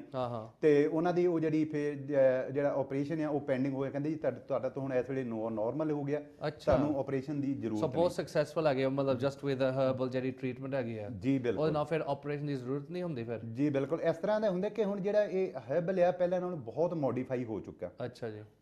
ਕਿਉਂਕਿ ਪਹਿਲਾਂ ਸੀਗੇ ਇੱਕ ਪਾਊਡਰ ਫਾਰਮ ਦੇ ਵਿੱਚ ਜਾਂ ਇਹਨਾਂ ਨੂੰ ਕਾੜਿਆਂ ਦੇ ਰੂਪ ਵਿੱਚ ਲਿਆ ਜਾਂਦਾ ਸੀ, ਜਿਹਨੂੰ ਕਿ ਇੱਕ ਇਹਦੀ ਜਿਹੜੀ ਵਰਤੋਂ ਕਰਨੀ ਇਹ ਵੀ ਬੜੀ ਕਠਿਨ ਸੀ। ਤੇ ਹੁਣ ਉਹ ਸਮੇਂ ਨਹੀਂ ਰਿਹਾ, ਹੁਣ ਬਹੁਤ ਲੇਟੈਸਟ ਹੋ ਚੁੱਕਾ ਹਰਬਲ। ਹਾਂਜੀ। ਕਿਉਂਕਿ ਇਹਦੇ ਵਿੱਚ ਜਿੱਦਾਂ ਹੁਣ ਟੈਬਲੇਟ ਫਾਰਮ 'ਚ ਆ ਚੁੱਕਿਆ ਹਰਬਲ, ਜਿਹੜਾ ਪਾਊਡਰ ਬਹੁਤ ਉਹਨਾਂ ਨੂੰ 2 ਤੋਂ 4 ਚਮਚ ਖਾਣਾ ਪੈਂਦਾ ਸੀ, ਉਹ ਹੁਣ ਉਹਨਾਂ ਨੂੰ ਇੱਕ ਟੈਬਲੇਟ ਜਾਂ ਇੱਕ ਕੈਪਸੂਲ ਦੇ ਜ਼ਰੀਏ ਉਹਨਾਂ ਦੀ ਪੂਰੀ ਡੋਜ਼ ਉਹ ਮਿਲ ਜਾਂਦੀ ਹੈ। ਅੱਛਾ। ਤੇ ਇਹਦਾ ਕਾਸਟ ਫਿਰ ਜਿਹੜਾ ਜਨਰਲੀ ਸਪੀਕਿੰਗ ਜਿਹੜੇ ਹਰਬਲ ਟੈਬਲੇਟਾਂ ਦੀ ਜੇ ਤੁਸੀਂ ਕਹਿ ਰਹੇ ਹੋ 3 ਤੋਂ 6 ਮਹੀਨੇ ਦਾ ਕੋਰਸ, ਕਿੰਨਾ ਕੁ ਇਹਦਾ ਕਾਸਟ? ਇਹ ਕੋਈ ਆਮ ਹੀ ਸਾਰੇ ਅਫੋਰਡ ਕਰ ਲੈਂਦੇ, ਕੋਈ ਇੰਨਾ ਜ਼ਿਆਦਾ ਨਹੀਂ ਹੁੰਦਾ, ਬਿਲਕੁਲ ਹੀ ਅਫੋਰਡੇਬਲ ਹੁੰਦਾ ਜੀ। ਅੱਛਾ। ਤੇ ਇੱਥੇ ਜਿਹੜੇ ਆਮ ਜਿਹੜੇ ਇੱਥੇ ਮੈਡੀਕਲ ਪ੍ਰੋਫੈਸ਼ਨ ਹੈਗਾ, ਉਹਨਾਂ ਦੀ ਐਕਸੈਪਟੇਬਿਲਿਟੀ ਇਸ ਪਾਸੇ ਕਿੱਦਾਂ ਹੈਗੀ ਹੈ? ਜਿਹੜੀ ਹਰਬਲ ਮੈਡੀਸਿਨਸ ਦੀ ਜਿਹੜੀ ਰਿਸਰਚ ਹੈਗੀ, ਜੋ ਤੁਸੀਂ ਕਹਿ ਰਹੇ ਹੋ, ਜੋ ਤੁਹਾਡੇ ਰਿਜ਼ਲਟਸ ਹੈਗੇ ਆ, ਉਹਨਾਂ ਦੇ ਕੀ ਇਸ ਬਾਰੇ ਹੈਗੀ ਹੈ ਗੱਲ? ਕਿਉਂਕਿ ਇੱਥੇ ਜਿਹੜਾ ਹਰਬਲ ਐਸੋਸੀਏਸ਼ਨਸ ਹੈਗੀਆਂ, ਜਿਹੜੇ ਜਿੱਦਾਂ ਅਸੀਂ ਹਰਬਲ ਜਿੱਦਾਂ ਬ੍ਰਿਟਿਸ਼ ਹਰਬਲ ਵਾਲਿਆਂ ਦੇ ਨਾਲ ਅਸੀਂ ਰਜਿਸਟਰਡ ਹਾਂ ਜੀ, ਤੇ ਉਹਨਾਂ ਦੇ ਵਿੱਚ ਰਿਜ਼ਲਟਸ ਪੂਰੇ ਮਿਲਦੇ ਆ। ਜਿਸ ਤਰ੍ਹਾਂ ਮੈਂ ਦੱਸ ਕੇ ਹਟਿਆ ਆ ਕਿ ਸਾਡੇ ਜਿਨ੍ਹਾਂ ਕੋਲ ਸਰਜਰੀ ਡਿਊ ਹੋਈ ਹੁੰਦੀ ਆ, ਉਹ 3 ਤੋਂ 6 ਮਹੀਨੇ ਖਾਣ ਦੇ ਨਾਲ ਕਈ ਇਹੋ ਜਿਹੇ ਪੇਸ਼ੈਂਟ ਜਿਨ੍ਹਾਂ ਦੇ ਕੋਲ ਉਹਨਾਂ ਦਾ ਕੋਲੇਸਟ੍ਰੋਲ ਚਲੇ ਜਾਂਦਾ, ਔਰ ਕੁਝ ਅਸੀਂ ਉਹਨਾਂ ਨੂੰ ਇਹੋ ਜਿਹੀ ਐਕਸਰਸਾਈਜ਼ ਦੱਸਦੇ ਆ, ਬਾਕੀ ਉਹਨਾਂ ਨੂੰ ਵਾਕ ਦੱਸਦੇ ਆ, ਜਿਹਦੇ ਨਾਲ ਉਹ ਪੇਸ਼ੈਂਟ ਬਕਾਇਦਾ ਠੀਕ ਹੁੰਦੇ ਜੀ। ਸੋ ਕਾਫੀ ਜਿਸ ਤਰ੍ਹਾਂ ਕਿਉਂਕਿ ਕਈ ਵਾਰੀ ਨਾ ਜਿਹੜੇ ਸੁਣਨ ਵਾਲੇ ਸਰੋਤੇ ਵੀ ਦੇਖਣਗੇ ਬਈ ਅਕਾਊਂਟੇਬਿਲਿਟੀ ਵਾਲੀ ਜਿਹੜੀ ਗੱਲ ਹੈ ਜਾਂ ਰੈਗੂਲੇਸ਼ਨ ਇੱਥੇ ਕਈ ਵਾਰੀ ਚੀਜ਼ਾਂ ਦੇਖੀਆਂ ਜਾਂਦੀਆਂ ਟ੍ਰੇਡਿੰਗ ਸਟੈਂਡਰਡਸ ਵਾ ਸਾਡਾ ਕਾਨੂੰਨ ਵਾਲਾ ਕੰਮ ਹੈਗਾ ਟ੍ਰੇਡਿੰਗ ਸਟੈਂਡਰਡਸ ਆ ਕੇ ਚੈੱਕ ਕਰਦੇ ਬਈ ਕੀ ਉਹ ਵਾਕਈ ਜੋ ਟੈਬਲੇਟਸ ਦਿੱਤੇ ਜਾਂਦੇ ਆ ਉਹ ਠੀਕ ਹੈਗਾ ਉਹਦੀ ਕੰਪੋਜੀਸ਼ਨ ਸਹੀ ਹੈਗੀ ਹੈ ਕਿ ਨਹੀਂ ਤੇ ਇਹਦੇ ਵਿੱਚ ਤੁਸੀਂ ਕਿਉਂਕਿ ਤੁਹਾਡੀ ਆਰਗੇਨਾਈਜੇਸ਼ਨ ਇੱਥੇ ਰੈਗੂਲੇਟਡ ਪ੍ਰੋਪਰਲੀ ਹੈਗੀ ਹੈ ਜੀ ਤੇ ਇਹਦੇ ਨਾਲ ਕਿਉਂਕਿ ਅਸੀਂ ਡਾਇਬੀਟੀਜ਼ ਦੀ ਵੀ ਗੱਲ ਕੀਤੀ ਹੈ ਆਪਣਾ ਇਹਦੀ ਹਾਰਟ ਦੀ ਵੀ ਕੀਤੀ ਹੈ ਤੇ ਨਾਲੇ ਹੁਣ ਜਿਹੜੀ ਆਰਥਰਾਈਟਿਸ ਵੀ ਇੱਕ ਕਾਫੀ ਵੱਡੀ ਇਸ਼ੂ ਹੈਗੀ ਹੈ ਸਾਡੀ ਕਮਿਊਨਿਟੀ ਵਿੱਚ ਉਹਦੇ ਬਾਰੇ ਥੋੜਾ ਸਾਨੂੰ ਗਿਆਨ ਦਿਓ ਜੀ ਬਿਲਕੁਲ ਜਿਸ ਤਰ੍ਹਾਂ ਆਪਾਂ ਇਹ ਗੱਲ ਕਰਕੇ ਹਟੇ ਹਾਂ ਜਦੋਂ ਸਾਡਾ ਆਪਾਂ ਉਸ ਇੱਕੋ ਟੌਪਿਕ ਦੇ ਉੱਤੇ ਹੀ ਆਪਾਂ ਅੱਜ ਗੱਲ ਕਰਦੇ ਪਏ ਹਾਂ ਲੀਵਰ ਦੇ ਉੱਪਰ ਹਾਂਜੀ ਕਿਉਂਕਿ ਜਿਹੜਾ ਸਾਡੇ ਕੋਲ ਆਰਥਰਾਈਟਿਸ ਆਉਂਦਾ ਆ ਹਾਂ ਇਹ ਵੀ ਸਾਡੇ ਡਿਸਕ ਨੰਬਰ 5 ਦੀ ਜਿਹੜੀ ਜਿਸ ਤਰ੍ਹਾਂ ਮੈਂ ਦੱਸ ਕੇ ਹਟਿਆ ਲਿਵਰ ਦੀ ਡਾਈਟ ਲੈ ਕੇ ਆਉਂਦੇ ਜਦੋਂ ਸਾਡੇ ਕੋਲ ਲਿਵਰ ਦੇ ਵਿੱਚ ਪ੍ਰੋਬਲਮ ਆਉਂਦੀ ਆ ਹਾਂ ਸਾਡੇ ਕੋਲ ਆਰਥਰਾਈਟਿਸ ਡਾਇਬਟੀਜ਼ ਹਾਂ ਕੋਲੇਸਟ੍ਰੋਲ ਬਲੱਡ ਪ੍ਰੈਸ਼ਰ ਫੀਵਰ ਔਰ ਜੌਂਡਿਸ ਹਾਂਜੀ ਇਹੋ ਜਿਹੀਆਂ ਪ੍ਰੋਬਲਮ ਸਾਨੂੰ ਆ ਕੇ ਘੇਰਦੀਆਂ ਇਹ ਸਾਰੇ ਡਿਸਕ ਨੰਬਰ 5 ਦੇ ਨਾਲ ਫਿਰ ਜੁੜੀ ਹੋਈ ਹੈ ਸਾਰੀ ਗੱਲ ਸੋ ਕਾਫੀ ਇੰਪੋਰਟੈਂਟ ਹੈਗੀ ਡਿਸਕ ਨੰਬਰ 5 ਜੀ ਬਿਲਕੁਲ ਇਹਦੇ ਵਿੱਚ ਜਦੋਂ ਸਾਡੀ ਵੈਬਸਾਈਟ ਤੇ ਵੀ ਜਾ ਕੇ ਤੁਸੀਂ ਇਹ ਵਿਜ਼ਿਟ ਕਰਕੇ ਤੇ ਦੇਖ ਸਕਦੇ ਆ ਤੇ ਕਾਫੀ ਕੁਝ ਇਹਦੇ ਵਿੱਚ ਤੁਹਾਨੂੰ ਡਾਇਆਗ੍ਰਾਮ ਵੀ ਉਹਦੇ ਵਿੱਚ ਦਿੱਤਾ ਗਿਆ ਆ ਉਹਦੇ ਵਿੱਚ ਤੁਹਾਨੂੰ ਪਤਾ ਲੱਗਦਾ ਹੈ ਕਿ ਡਿਸਕ ਨੰਬਰ 5 ਇਸ ਤਰ੍ਹਾਂ ਬੋਲਣ ਦੇ ਨਾਲ ਕਈ ਵਾਰੀ ਬਹੁਤ ਸਾਰੇ ਪੇਸ਼ੈਂਟ ਆ ਉਹ ਨਹੀਂ ਸਮਝ ਪਾਉਂਦੇ ਹਾਂਜੀ ਹਾਂਜੀ ਫਿਰ ਜਦੋਂ ਉਹ ਪਿਕਟੋਰਲ ਦੇਖਦੇ ਆ ਜਾਂ ਜਦੋਂ ਉਹ ਫੋਨ ਤੇ ਸਾਡੇ ਨਾਲ ਗੱਲਬਾਤ ਕਰਦੇ ਫਿਰ ਉਹਨੂੰ ਦੱਸਿਆ ਜਾਂਦਾ ਕਿ ਤੁਸੀਂ ਵੈਬਸਾਈਟ ਵਿਜ਼ਿਟ ਕਰੋ ਔਰ ਸਾਡਾ ਇਹ ਵਾਲਾ ਤੁਸੀਂ ਜਿਹੜਾ ਪੋਰਸ਼ਨ ਉਹਦੇ ਵਿੱਚ ਜਾਓ ਤੇ ਫਿਰ ਤੁਹਾਨੂੰ ਇਹਦੇ ਬਾਰੇ ਪਤਾ ਲੱਗੇਗਾ ਹਾਂਜੀ ਹਾਂਜੀ ਕਿਉਂਕਿ ਸਾਡੀ ਹਰ ਇੱਕ ਬੋਡੀ ਦੀ ਜਿਹੜੀ ਡਿਸੀਜ਼ ਆ ਉਹ ਇਹ ਸਾਡੀ ਸਪਾਈਨਲ ਕੋਡ ਦੇ ਨਾਲ ਜੁੜੀ ਹੋਈ ਹੈ ਹਾਂਜੀ ਹਾਂਜੀ ਚਾਹੇ ਸਾਡੇ ਕੋਲ ਆਪਾਂ ਇਹ ਆਰਥਰਾਈਟਿਸ ਦੀ ਗੱਲ ਕਰਦੇ ਹਾਂ ਐਵੇਂ ਜਿੱਦਾਂ ਦੱਸਦਾ ਹਟਿਆ ਕਿ ਇਹ ਸਾਡੇ ਲਿਵਰ ਦੇ ਨਾਲ ਰਿਲੇਟਡ ਹੈਗਾ ਆ ਜਦੋਂ ਸਾਡੇ ਲਿਵਰ ਦੇ ਵਿੱਚ ਇਹ ਨਾਲ ਇਹ ਪ੍ਰੋਬਲਮ ਆਉਣੀ ਆ ਉਹਦੀ ਜਦੋਂ ਡਿਸਕ ਨੰਬਰ 5 ਦੀ ਜਿਹੜੀ ਡਾਈਟ ਵੇਨ ਆ ਉਹਦੇ ਵਿੱਚ ਪ੍ਰੋਬਲਮ ਆਉਣੀ ਤੇ ਸਾਡੇ ਕੋਲ ਇਹ ਵਾਲੀਆਂ ਜਿਹੜੀਆਂ ਆਰਥਰਾਈਟਿਸ ਦੀਆਂ ਪ੍ਰੋਬਲਮ ਆਉਣੀਆਂ ਕਿਉਂਕਿ ਆਮ ਤੌਰ ਤੇ ਅਸੀਂ ਦੇਖਦੇ ਜਿਹੜੀ ਸਾਡੀ ਡਾਈਟ ਆ ਨਾ ਇਹੀ ਇਹਨਾਂ ਚੀਜ਼ਾਂ ਨੂੰ ਇਹੋ ਜਿਹੀਆਂ ਬਿਮਾਰੀਆਂ ਨੂੰ ਜਨਮ ਦਿੰਦੀ ਹੈ ਜੀ ਜਿਸ ਤਰ੍ਹਾਂ ਅਸੀਂ ਇੱਥੇ ਦੇਖਦੇ ਹਾਂ ਕਿ ਕ੍ਰੇਪਸ ਹੈਗੇ ਆ ਹਾਂਜੀ ਹਾਂਜੀ ਸਵੀਟਸ ਹੈਗੀਆਂ ਆ ਹਾਂਜੀ ਜਾਂ ਉਹਦੇ ਨਾਲ ਬਿਸਕੁਟ ਇਹਦੇ ਨਾਲ ਇਸ ਤਰ੍ਹਾਂ ਜਦੋਂ ਕ੍ਰੇਪਸ ਦੇ ਨਾਲ ਕੋਕ ਲਿਆ ਜਾਂਦਾ ਆਮ ਤੌਰ ਤੇ ਅਸੀਂ ਦੇਖਦੇ ਹਾਂ ਹਾਂਜੀ ਹਾਂਜੀ ਤੇ ਇਸ ਤੋਂ ਨੈਕਸਟ ਜਿਹੜਾ ਇਹਦਾ ਸਟੈਪ ਹੁੰਦਾ ਆ ਤੇ ਉਹਦੇ ਵਿੱਚੋਂ ਜਦੋਂ ਅਸੀਂ ਦੇਖਦੇ ਹਾਂ ਤੇ ਉਹ ਜਿੱਦਾਂ ਸਾਡੀ ਬੋਡੀ ਵਿੱਚ ਇਹੋ ਜਿਹਾ ਫਲੂਇਡ ਪੈਦਾ ਕਰਦੇ ਆ ਜਿਹਦੇ ਨਾਲ ਸਾਡੇ ਕੋ ਆਰਥਰਾਈਟਿਸ ਆਉਣ ਦੇ ਸਾਰੇ ਚਾਂਸਸ ਬਣ ਜਾਂਦੇ ਆ ਅੱਛਾ ਬਹੁਤ ਵਾਰੀ ਅਸੀਂ ਜਿਹੜਾ ਜੰਕ ਫੂਡ ਜਾਂ ਫਾਸਟ ਫੂਡ ਲੈਂਦੇ ਆ ਇਹ ਵੀ ਸਾਡੇ ਲਈ ਇਹਦੇ ਵਿੱਚ ਬਹੁਤ ਭਾਗੀਦਾਰ ਹੁੰਦਾ ਹੈ ਹਾਂਜੀ ਹਾਂਜੀ ਕਿਉਂਕਿ ਜਿਹੜੀ ਸਾਡੀ ਬੋਡੀ ਆ ਇਹ ਡਿਪੈਂਡ ਕਰਦੀ ਆ ਕਿ ਤੁਹਾਡੇ ਕੋ ਆਰਥਰਾਈਟਿਸ ਆਉਣ ਦੇ ਕੀ ਕਾਰਨ ਹੈਗੇ ਤੁਹਾਡੀ ਡਾਈਟ ਜਿਹੜੀ ਹੈ ਖਾਣ ਪੀਣ ਤੇ ਤੁਹਾਡੇ ਤੇ ਡਿਪੈਂਡ ਕਰਦਾ ਜੇਕਰ ਤੁਸੀਂ ਜਿਹੜੀ ਤੁਹਾਡੀ ਬੋਡੀ ਦੀ ਜਿਹੜੀ ਆ ਤਸੀਰ ਆ ਜੇਕਰ ਗਰਮ ਆ ਜਾਂ ਠੰਡੀ ਆ ਜਿਸ ਤਰ੍ਹਾਂ ਅਸੀਂ ਸਾਡੇ ਕਹ ਇੰਡੀਅਨ ਜਿਹੜੇ ਅਸੀਂ ਇਸ ਕਮਿਊਨਿਟੀ ਨਾਲ ਜੁੜੇ ਹੋਏ ਸਾਨੂੰ ਉਹਨਾਂ ਨੂੰ ਆਮ ਤੌਰ ਤੇ ਪਤਾ ਇੱਥੇ ਦੇ ਬੌਨ ਜ਼ਿਆਦਾ ਇਹ ਠੰਡੀ ਜਾਂ ਗਰਮ ਤਸੀਰ ਨੂੰ ਨਹੀਂ ਸਮਝ ਪਾਉਂਦੇ ਜੀ ਜੀ ਜੀ ਤੇ ਉਹਨਾਂ ਨੂੰ ਪਤਾ ਜੇਕਰ ਉਹ ਠੰਡੀਆਂ ਚੀਜ਼ਾਂ ਲੈ ਰਹੇ ਰੈਗੂਲਰ ਤਾਂ ਉਹਨਾਂ ਕੋਲ ਆਰਥਰਾਈਟਿਸ ਜਿਹੜਾ ਆਉਣਾ ਉਹ ਸੁਭਾਵਿਕ ਆ ਹਾਂਜੀ ਡਾਕਟਰ ਸਾਹਿਬ ਮੇਰੇ ਖਿਆਲ ਹੁਣ ਬ੍ਰੇਕ ਵੱਲ ਅਸੀਂ ਜਾਣਾ ਹੈਗਾ ਤੇ ਉਸ ਤੋਂ ਬਾਅਦ ਫਿਰ ਇਹ ਗੱਲ ਨੂੰ ਕਾਇਮ ਰੱਖਾਂਗੇ ਤੇ ਨਾਲ ਹਰਪਾਲ ਸਿੰਘ ਸਮਰਾ ਹੋਰੀ ਵੀ ਸਾਡੇ ਵਕੀਲ ਸਾਹਿਬ ਵੀ ਪਹੁੰਚ ਗਏ ਹੈ ਸੋ ਅਸੀਂ ਥੋੜਾ ਬਹੁਤ ਲੀਗਲ ਸ਼ੋਅ ਵੱਲ ਵੀ ਜਾਵਾਂਗੇ ਪਰ ਇਸ ਗੱਲ ਨੂੰ ਖਤਮ ਕਰਕੇ ਮੇਰੇ ਖਿਆਲ ਹੁਣ ਟਾਈਮ ਆ ਗਿਆ ਬ੍ਰੇਕ ਦਾ ਤੇ ਬ੍ਰੇਕ ਤੋਂ ਬਾਅਦ ਫਿਰ ਅਸੀਂ ਵਾਪਸ ਜਿਹੜੇ ਵੀ ਕਾਂਚੀ ਟੀਵੀ ਦੇ ਜਿਹੜੇ ਵਿਊਅਰਸ ਹਨ ਉਹ ਇਸ ਚੀਜ਼ ਦਾ ਬਹੁਤ ਸਾਰਾ ਫਾਇਦਾ ਉਠਾ ਸਕਦੇ ਹਨ ਕਿਉਂਕਿ ਲੀਗਲ ਸ਼ੋਅ ਕਾਫੀ ਇੰਟਰਸਟਿੰਗ ਸ਼ੋਅ ਅੱਜ ਦਾ ਬਣਿਆ ਹੈ ਜਿਸ ਵਿੱਚ ਡਾਕਟਰ ਸਾਹਿਬ ਨੇ ਕਾਫੀ ਕੁਝ ਸਾਨੂੰ ਦੱਸਿਆ ਹੈਗਾ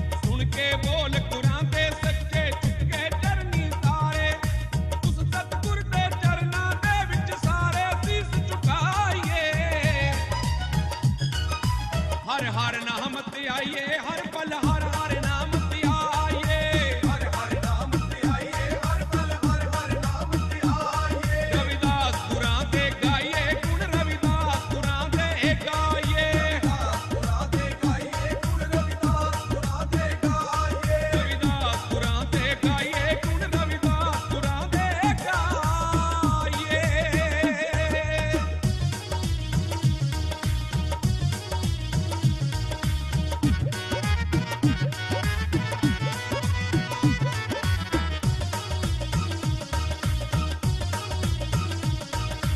ਪੱਥਰਾਂ ਦਾ ਭਜਪਾ ਆਜ਼ਾਦਾ ਕੌਮ ਪੁਰਾਣੇ ਤਾਰੀ ਕੌਮ ਪੁਰਾਣੇ ਤਾਰੀ ਕੌਮ ਪੁਰਾਣੇ ਤਾਰੀ ਤਾਈਓ ਚੁੱਕ ਚੁੱਕ ਕਰੇ ਸਲਾਮਾਂ ਅੱਜ ਇਹ ਦੁਨੀਆ ਸਾਰੀ ਅੱਜ ਇਹ ਦੁਨੀਆ ਸਾਰੀ ਅੱਜ ਇਹ ਦੁਨੀਆ ਸਾਰੀ ਪੱਥਰਾਂ ਦਾ ਭਜਪਾ ਆਜ਼ਾਦਾ ਕੌਮ ਪੁਰਾਣੇ ਤਾਰੀ ਤਾਈਓ ਚੁੱਕ ਚੁੱਕ ਕਰੇ ਸਲਾਮਾਂ ਅੱਜ ਇਹ ਦੁਨੀਆ ਸਾਰੀ ਹਰਵੰਸ ਮਲਕ ਪੁਰੀਆ ਗੁਰਾਂ ਦੇ ਸਤ ਬਲਿਹਾਰੇ ਜਾਈਏ ਹਰ ਹਰ ਨਾਮ ਤੇ ਆਈਏ ਹਰ ਪਲ ਹਰ ਹਰ ਨਾਮ ਤੇ ਆਈਏ ਹਰ ਹਰ ਨਾਮ ਤੇ ਆਈਏ ਸਟਿਕ ਟੂ ਪੰਜਾਬੀ। ਇੱਕ ਵਾਰੀ ਆਪ ਸਭ ਦਾ ਦੁਬਾਰਾ ਸਵਾਗਤ ਹੈ। ਜਿੰਨੇ ਵੀ ਵਿਊਅਰਸ ਪੂਰੇ ਯੂਰਪ 'ਚ ਕਾਂਚੀ ਟੀਵੀ ਜਾਰੀ ਹੈ ਤੇ ਸਭ ਦਾ ਸਵਾਗਤ ਹੈ। ਮੈਂ ਜਿਹੜੇ ਕੋਲਰਸ ਦੇ ਵੀ ਟੈਲੀਫੋਨ ਆਏ ਹਨ ਉਹਨਾਂ ਦਾ ਬਹੁਤ ਬਹੁਤ ਸ਼ੁਕਰ ਕਰ ਰਿਹਾ। ਰਾਮ ਆਨੰਦ ਜੀ ਦਾਦਰਾ ਜੀ ਜਿਹੜਾ ਕਿ ਬਾਰਸਲੋਨਾ ਸਪੇਨ ਤੋਂ ਉਹਨਾਂ ਦਾ ਫੋਨ ਆਇਆ। ਉਮਾ ਜੀ ਬਿਲਸਟਨ ਤੋਂ ਫੋਨ ਉਹਨਾਂ ਦਾ ਆਇਆ। ਬਲਬੀਰ ਰਾਏ ਜੀ, ਜਰਨੈਲ ਰਾਮ ਜੀ ਬ੍ਰੈਡਫੋਰਡ ਤੋਂ ਤੇ ਰੰਜਨਾ ਦੇਵੀ ਜੀ ਸਪੇਨ ਤੋਂ।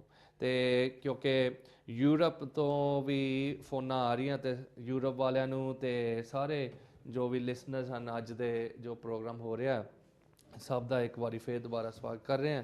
ਤੇ ਨਾਲ ਅੱਜ ਹਰਪਾਲ ਸਿੰਘ ਸਮਰਾ ਸਾਡੇ ਦਫ਼ਤਰ ਦੇ, ਜਿਸ ਤਰ੍ਹਾਂ ਸ਼ੁਰੂਆਤ ਵਿੱਚ ਆਪ ਸਭ ਨੂੰ ਇੰਟਰੋਡਕਸ਼ਨ ਕੀਤੀ ਸੀਗੀ, ਮੇਰਾ ਆਪਣਾ ਕੰਮ as a partner at Harbans Singh and company solicitors ਹੈਗਾ ਇਨ ਸੋਹਰ ਔਰ ਹਾਂਜ਼ੋ ਜੀ। ਸਾਡੀ ਫਰਮ ਹੈਗੀ ਹੈ, ਕਾਫੀ ਦੇਰ ਦੀ ਐਸਟੈਬਲਿਸ਼ਡ ਹੈਗੀ ਹੈ, ਜਿਸ ਵਿੱਚ ਅਸੀਂ property law, immigration law, criminal law, family law, wills and probate, litigation, ਸਾਰੇ ਕਈ ਤਰ੍ਹਾਂ ਦੇ ਕੰਮ ਕਰਦੇ, ਕਮਰਸ਼ੀਅਲ ਪ੍ਰੋਪਰਟੀ, ਸਭ ਇੱਦਾਂ ਦੇ ਕੰਮ ਕਰਦੇ ਇੰਡੀਅਨ ਲੋ। ਤੇ ਨਾਲ ਨਾਲ ਆਪਣਾ ਹਰਪਾਲ ਜੀ ਜਿਹੜੇ ਨਾਲ ਆਏ ਹਨ, ਇਹਨਾਂ ਦਾ ਮੈਂ ਸਵਾਗਤ ਕਰਨਾ ਚਾਹਾਂਗਾ। ਹਰਪਾਲ ਜੀ, ਵੈਲਕਮ ਟੂ ਦਿਸ ਈਵਨਿੰਗ। ਸਤਿ ਸ਼੍ਰੀ ਅਕਾਲ, ਨਮਸਤੇ ਕਾਂਚੀ ਟੀਵੀ ਲਿਸਨਰਸ। ਤੇ ਕਿਉਂਕਿ ਹਰਪਾਲ ਜੀ ਵੀ ਕਾਫੀ ਸਮੇਂ ਤੋਂ ਇਹਨਾਂ ਦਾ ਐਕਸਪੀਰੀਅੰਸ ਹੈ ਜੀ ਅਪੀਲਸ ਵਿੱਚ, ਜੋ ਇਮੀਗ੍ਰੇਸ਼ਨ ਦੇ ਅਪੀਲ ਹੁੰਦੇ ਹਨ ਉਹਨਾਂ ਬਾਰੇ ਵੀ ਅਸੀਂ ਗੱਲ ਕਰਾਂਗੇ। ਇੱਥੇ ਦੇ ਜੋ, ਕਿਉਂਕਿ ਯੂਰਪ ਦੇ ਵੀ ਸਿਟੀਜ਼ਨਸ ਕਾਫੀ ਅੱਜ ਦੀ ਗੱਲ ਸੁਣ ਰਹੇ ਹਨ ਤੇ ਅਸੀਂ ਯੂਰਪ ਦਾ ਜਿਹੜਾ ਕਾਨੂੰਨ ਹੈਗਾ EEA ਲੋ, ਜਿਹੜਾ ਯੂਰਪ ਦਾ ਕਾਨੂੰਨ ਹੈਗਾ ਜੋ ਇੱਥੇ ਲਾਗੂ ਹੁੰਦਾ ਹੈਗਾ, ਜਿਸ ਵਿੱਚ ਜੇ ਵੀ ਕੋਈ ਯੂਰਪੀਅਨ ਨੈਸ਼ਨਲ ਕਿਸੇ ਮੁਲਕ ਦਾ, ਫਰਜ਼ ਕਰ ਲਓ ਇਟਲੀ, ਸਪੇਨ ਜਾਂ ਫਰਾਂਸ ਜਾਂ ਜਰਮਨੀ, ਜੋ 27 ਯੂਰਪ ਦੇ ਕੰਟਰੀਜ਼ ਹਨ, ਉਹਨਾਂ ਵਿੱਚੋਂ ਆ ਕੇ ਇੱਥੇ ਸੈਟਲ ਹੋਣਾ ਚਾਹੁੰਦੇ ਹਾਂ, ਉਹ ਵੀ ਅਸੀਂ ਉਹਦੇ ਬਾਰੇ ਥੋੜ੍ਹੀ ਬਹੁਤ ਗੱਲ ਕਰਾਂਗੇ। ਤੇ ਨਾਲ ਜੋ ਵਿਜ਼ਿਟਰਸ ਨਾਲ ਵੀ ਸੰਬੰਧਿਤ ਗੱਲ ਹੈਗੀ ਹੈ, ਜੋ ਇੱਥੇ ਦੇ ਅਪੀਲਸ ਹੁੰਦੇ ਆ, ਉਹ ਵੀ ਅਸੀਂ ਗੱਲ ਕਰਾਂਗੇ। ਸਭ ਤੋਂ ਪਹਿਲਾਂ ਮੈਂ ਸ਼ੁਰੂ ਇਸ ਗੱਲ ਤੋਂ ਕਰਾਂਗਾ, ਹਰਪਾਲ ਜੀ, ਤੁਹਾਡੇ ਐਕਸਪੀਰੀਅੰਸ ਵਿੱਚ ਜਿਹੜੇ ਹੁਣ ਨਵੇਂ ਅਪੀਲਸ ਦੇ ਰੂਲਸ ਆਏ ਹਨ, ਇੱਕ ਤਾਂ ਜਿਹੜੀ ਫੀ ਬਾਰੇ, ਉਸ ਬਾਰੇ ਥੋੜ੍ਹਾ ਬਹੁਤ ਜ਼ਿਕਰ ਕਰੋ, ਕਿਉਂਕਿ ਸਾਰੇ ਜੋ ਲਿਸਨਰਸ ਹਨ ਉਹ ਕਹਿੰਦੇ ਵੀ ਫੀਸ ਵੀ ਬਹੁਤ ਕਾਫੀ ਹੋ ਜਾਂਦੇ ਹਨ, ਤੇ ਉਹਦੇ ਵਿੱਚ ਤੁਸੀਂ ਇਹਦੇ ਬਾਰੇ ਦੱਸੋ ਵੀ ਫੀਸ ਦਾ ਸਟਰਕਚਰ ਕਿੰਝ ਅਪੀਲਾਂ ਵਿੱਚ ਹੋ ਗਿਆ। ਹਾਂਜੀ, 19 ਦਸੰਬਰ 2011 ਤੋਂ ਇਹਨਾਂ ਨੇ ਫੀ ਇੰਟਰੋਡਿਊਸ ਕਰ ਲਈ ਸੀਗੀ। ਸ਼ਾਇਦ ਤੁਸੀਂ ਓਰਲ ਹੀਅਰਿੰਗ ਕਰਨੀ, ਜੱਜ ਦੇ ਮੋਹਰੇ ਜਾ ਕੇ ਸਬੂਤ ਦੇ ਕੇ ਪੇਸ਼ ਕਰਨਾ 140 ਪਾਉਂਡ ਆ। ਹਾਂਜੀ, ਸ਼ਾਇਦ ਤੁਸੀਂ ਪੇਪਰਾਂ ਦੇ ਹਿਸਾਬ ਲੈਣਾ, ਫਿਰ ਅਪੀਲ ਘੱਟ ਆ। ਅੱਛਾ, ਸੋ ਦੋ ਤਰ੍ਹਾਂ ਦੇ ਅਪੀਲ ਹੈਗੇ, ਇੱਕ ਓਰਲ ਹੀਅਰਿੰਗ ਜਿਹੜੇ ਜੱਜ ਦੇ ਸਾਹਮਣੇ ਜਾਣਾ, ਤੇ ਇੱਕ ਹੁੰਦੀ ਹੈ ਪੇਪਰ ਅਪੀਲ। ਹਾਂਜੀ, ਲੋਕਾਂ ਨੂੰ ਇਹ ਡਰ ਹੈਗਾ ਹੁਣ ਜਦੋਂ ਸਾਡੇ ਪੈਸੇ ਜਿੱਦਾਂ ਗੁੰਮ ਹੋ ਗਏ 140 ਪਾਉਂਡ ਸਾਨੂੰ ਵਾਪਸ ਨਹੀਂ ਮਿਲੂਗੇ, ਪਰ ਹੁਣ ਸ਼ਾਇਦ ਤੁਹਾਡੀ ਕੋਰਟ ਦੇ ਸਾਹਮਣੇ ਫੈਸਲਾ ਹੋ ਜਾਵੇ, ਤੁਹਾਡੀ ਫੇਵਰ ਦੇ ਵਿੱਚ ਅਪੀਲ ਲਾਊਡ ਹੋ ਜਾਵੇ, ਫਿਰ ਅਸੀਂ ਫੀ ਆਰਡਰ ਕਰ ਸਕਦੇ ਕਿ ਤੁਹਾਨੂੰ 140 ਪਾਉਂਡ ਮੁੜ ਜੂਗੇ ਪੈਸੇ। ਅੱਛਾ, ਸੋ ਕਹਿਣ ਦਾ ਮਤਲਬ ਹੈ ਵੀ ਜਦੋਂ ਵੀ ਕੋਈ ਵੀ ਸਕਸੈਸਫੁਲ ਅਪੀਲ ਹੋਇਆ ਕਰਦਾ ਹੈ, ਉਹਦੇ ਵਿੱਚ ਫਿਰ ਫੀ ਜੋ ਸਰਕਾਰ ਅੱਜ ਕੱਲ੍ਹ ਲੈਂਦੀ ਹੈ ਉਹ ਵਾਪਸ ਆ ਜਾਂਦਾ ਹੈ ਜੀ। ਹਾਂਜੀ, ਫੀ ਆਰਡਰ ਮਿਲ ਸਕਦਾ ਜੱਜ ਤੋਂ। ਹਾਂਜੀ, ਸੋ ਜਿਹੜੀ ਅਪੀਲਾਂ ਦੀ ਗੱਲ ਹੈ, ਇਹਦਾ ਪ੍ਰੋਸੀਜਰ ਦਾ ਜਿਹੜਾ ਅਪੀਲਾਂ ਵਾਲਾ ਹੈਗਾ, ਇਹਦੇ ਬਾਰੇ ਦੱਸੋ। ਕਿਸੇ ਨੂੰ ਫੋਰ ਐਗਜ਼ਾਮਪਲ ਇੰਡੀਆ ਵਿੱਚ ਜਾਂ ਕਿਸ ਨੇ ਇੱਥੇ ਵਿਜ਼ਿਟ ਕਰਨਾ ਜਾਂ ਕਿਸ ਨੇ ਸ਼ਾਦੀ ਕਰਕੇ ਇੱਥੇ ਆਉਣਾ ਹੈਗਾ, ਤੇ ਉਹਦੇ ਵਿੱਚ ਜਿਹੜੀ ਅਪੀਲ ਵਾਲੀ ਗੱਲ ਹੈਗੀ ਹੈ ਉਹ ਕਦੋਂ ਸ਼ੁਰੂ ਹੁੰਦੀ ਹੈ? ਜਦੋਂ ਰਿਫਿਊਜ਼ਲ ਲੈਟਰ ਮਿਲ ਜਾਂਦੀ ਹੈ ਉਸ ਤੋਂ ਬਾਅਦ ਅਪੀਲ ਦਾ ਕੰਮ ਹੈ? ਜੀ ਜਦੋਂ ਪਹਿਲਾਂ ਇਹਨਾਂ ਨੇ ਪਹਿਲਾਂ ਐਪਲੀਕੇਸ਼ਨ ਜਮ੍ਹਾਂ ਕਰਨਾ ਹੋਣਾ, ਸ਼ਾਇਦ ਇੱਦਾਂ ਦਿੱਲੀ ਰਹਿੰਦੇ ਆ, ਦਿੱਲੀ ਐਮਬੈਸੀ ਆ, ਉੱਥੇ ਜਮ੍ਹਾਂ ਕਰਨਾ, ਐਮਬੈਸੀ ਦੀ ਫੀ ਦੇਣੀ, ਹਾਂਜੀ ਐਮਬੈਸੀ ਫਿਰ 12 ਵੀਕਾਂ ਲਓਦੀ ਫੈਸਲਾ ਦੇਣ ਨੇ, ਅੱਛਾ ਚਾਹੇ ਹਾਂ ਹੋ ਚਾਹੇ ਨਾ। ਜਦੋਂ ਨਾ ਹੋਗੀ, ਜਦੋਂ ਉਹ ਪੇਪਰ ਮਿਲ ਗਏ, ਉਸ ਤੋਂ ਬਾਅਦ 28 ਡੇ ਮਿਲਦੇ ਅਪੀਲ ਲੌਜ ਕਰਨੇ। ਅੱਛਾ ਅੱਗੇ ਜਿੱਦਾਂ ਤੁਸੀਂ ਅਪੀਲ ਐਮਬੈਸੀ ਦੇ ਵਿੱਚ ਵੀ ਲੌਜ ਕਰ ਸਕਦੇ ਸੀ, ਇੱਥੇ ਕੋਰਟ ਦੇ ਵਿੱਚ। ਹਾਂਜੀ। ਹੁਣ ਕਾਨੂੰਨ ਚੇਂਜ ਹੋ ਗਿਆ, ਅਪੀਲ ਕੱਲਾ ਇੱਥੇ ਲਿਸਟ ਦੇ ਵਿੱਚ ਲੌਜ ਹੋ ਸਕਦੀ ਹੈ ਨਾ। ਅੱਛਾ ਫਿਰ ਜਦੋਂ 28 ਡੇ ਮਿਲਦੇ ਤੁਹਾਨੂੰ ਵਕੀਲ ਦੀ ਸਲਾਹ ਲੈਣੀ ਚਾਹੀਦੀ ਆ। ਹਾਂ ਜਿੱਦਾਂ ਹੁਣ ਤੁਸੀਂ ਵਿਜ਼ਟਰ ਦਾ ਕੇਸ ਲੈ ਲਓ, ਹੁਣ ਇਹਨੇ ਕਾਨੂੰਨ ਚੇਂਜ ਕਰ ਲਿਆ, ਹੁਣ ਅਪੀਲ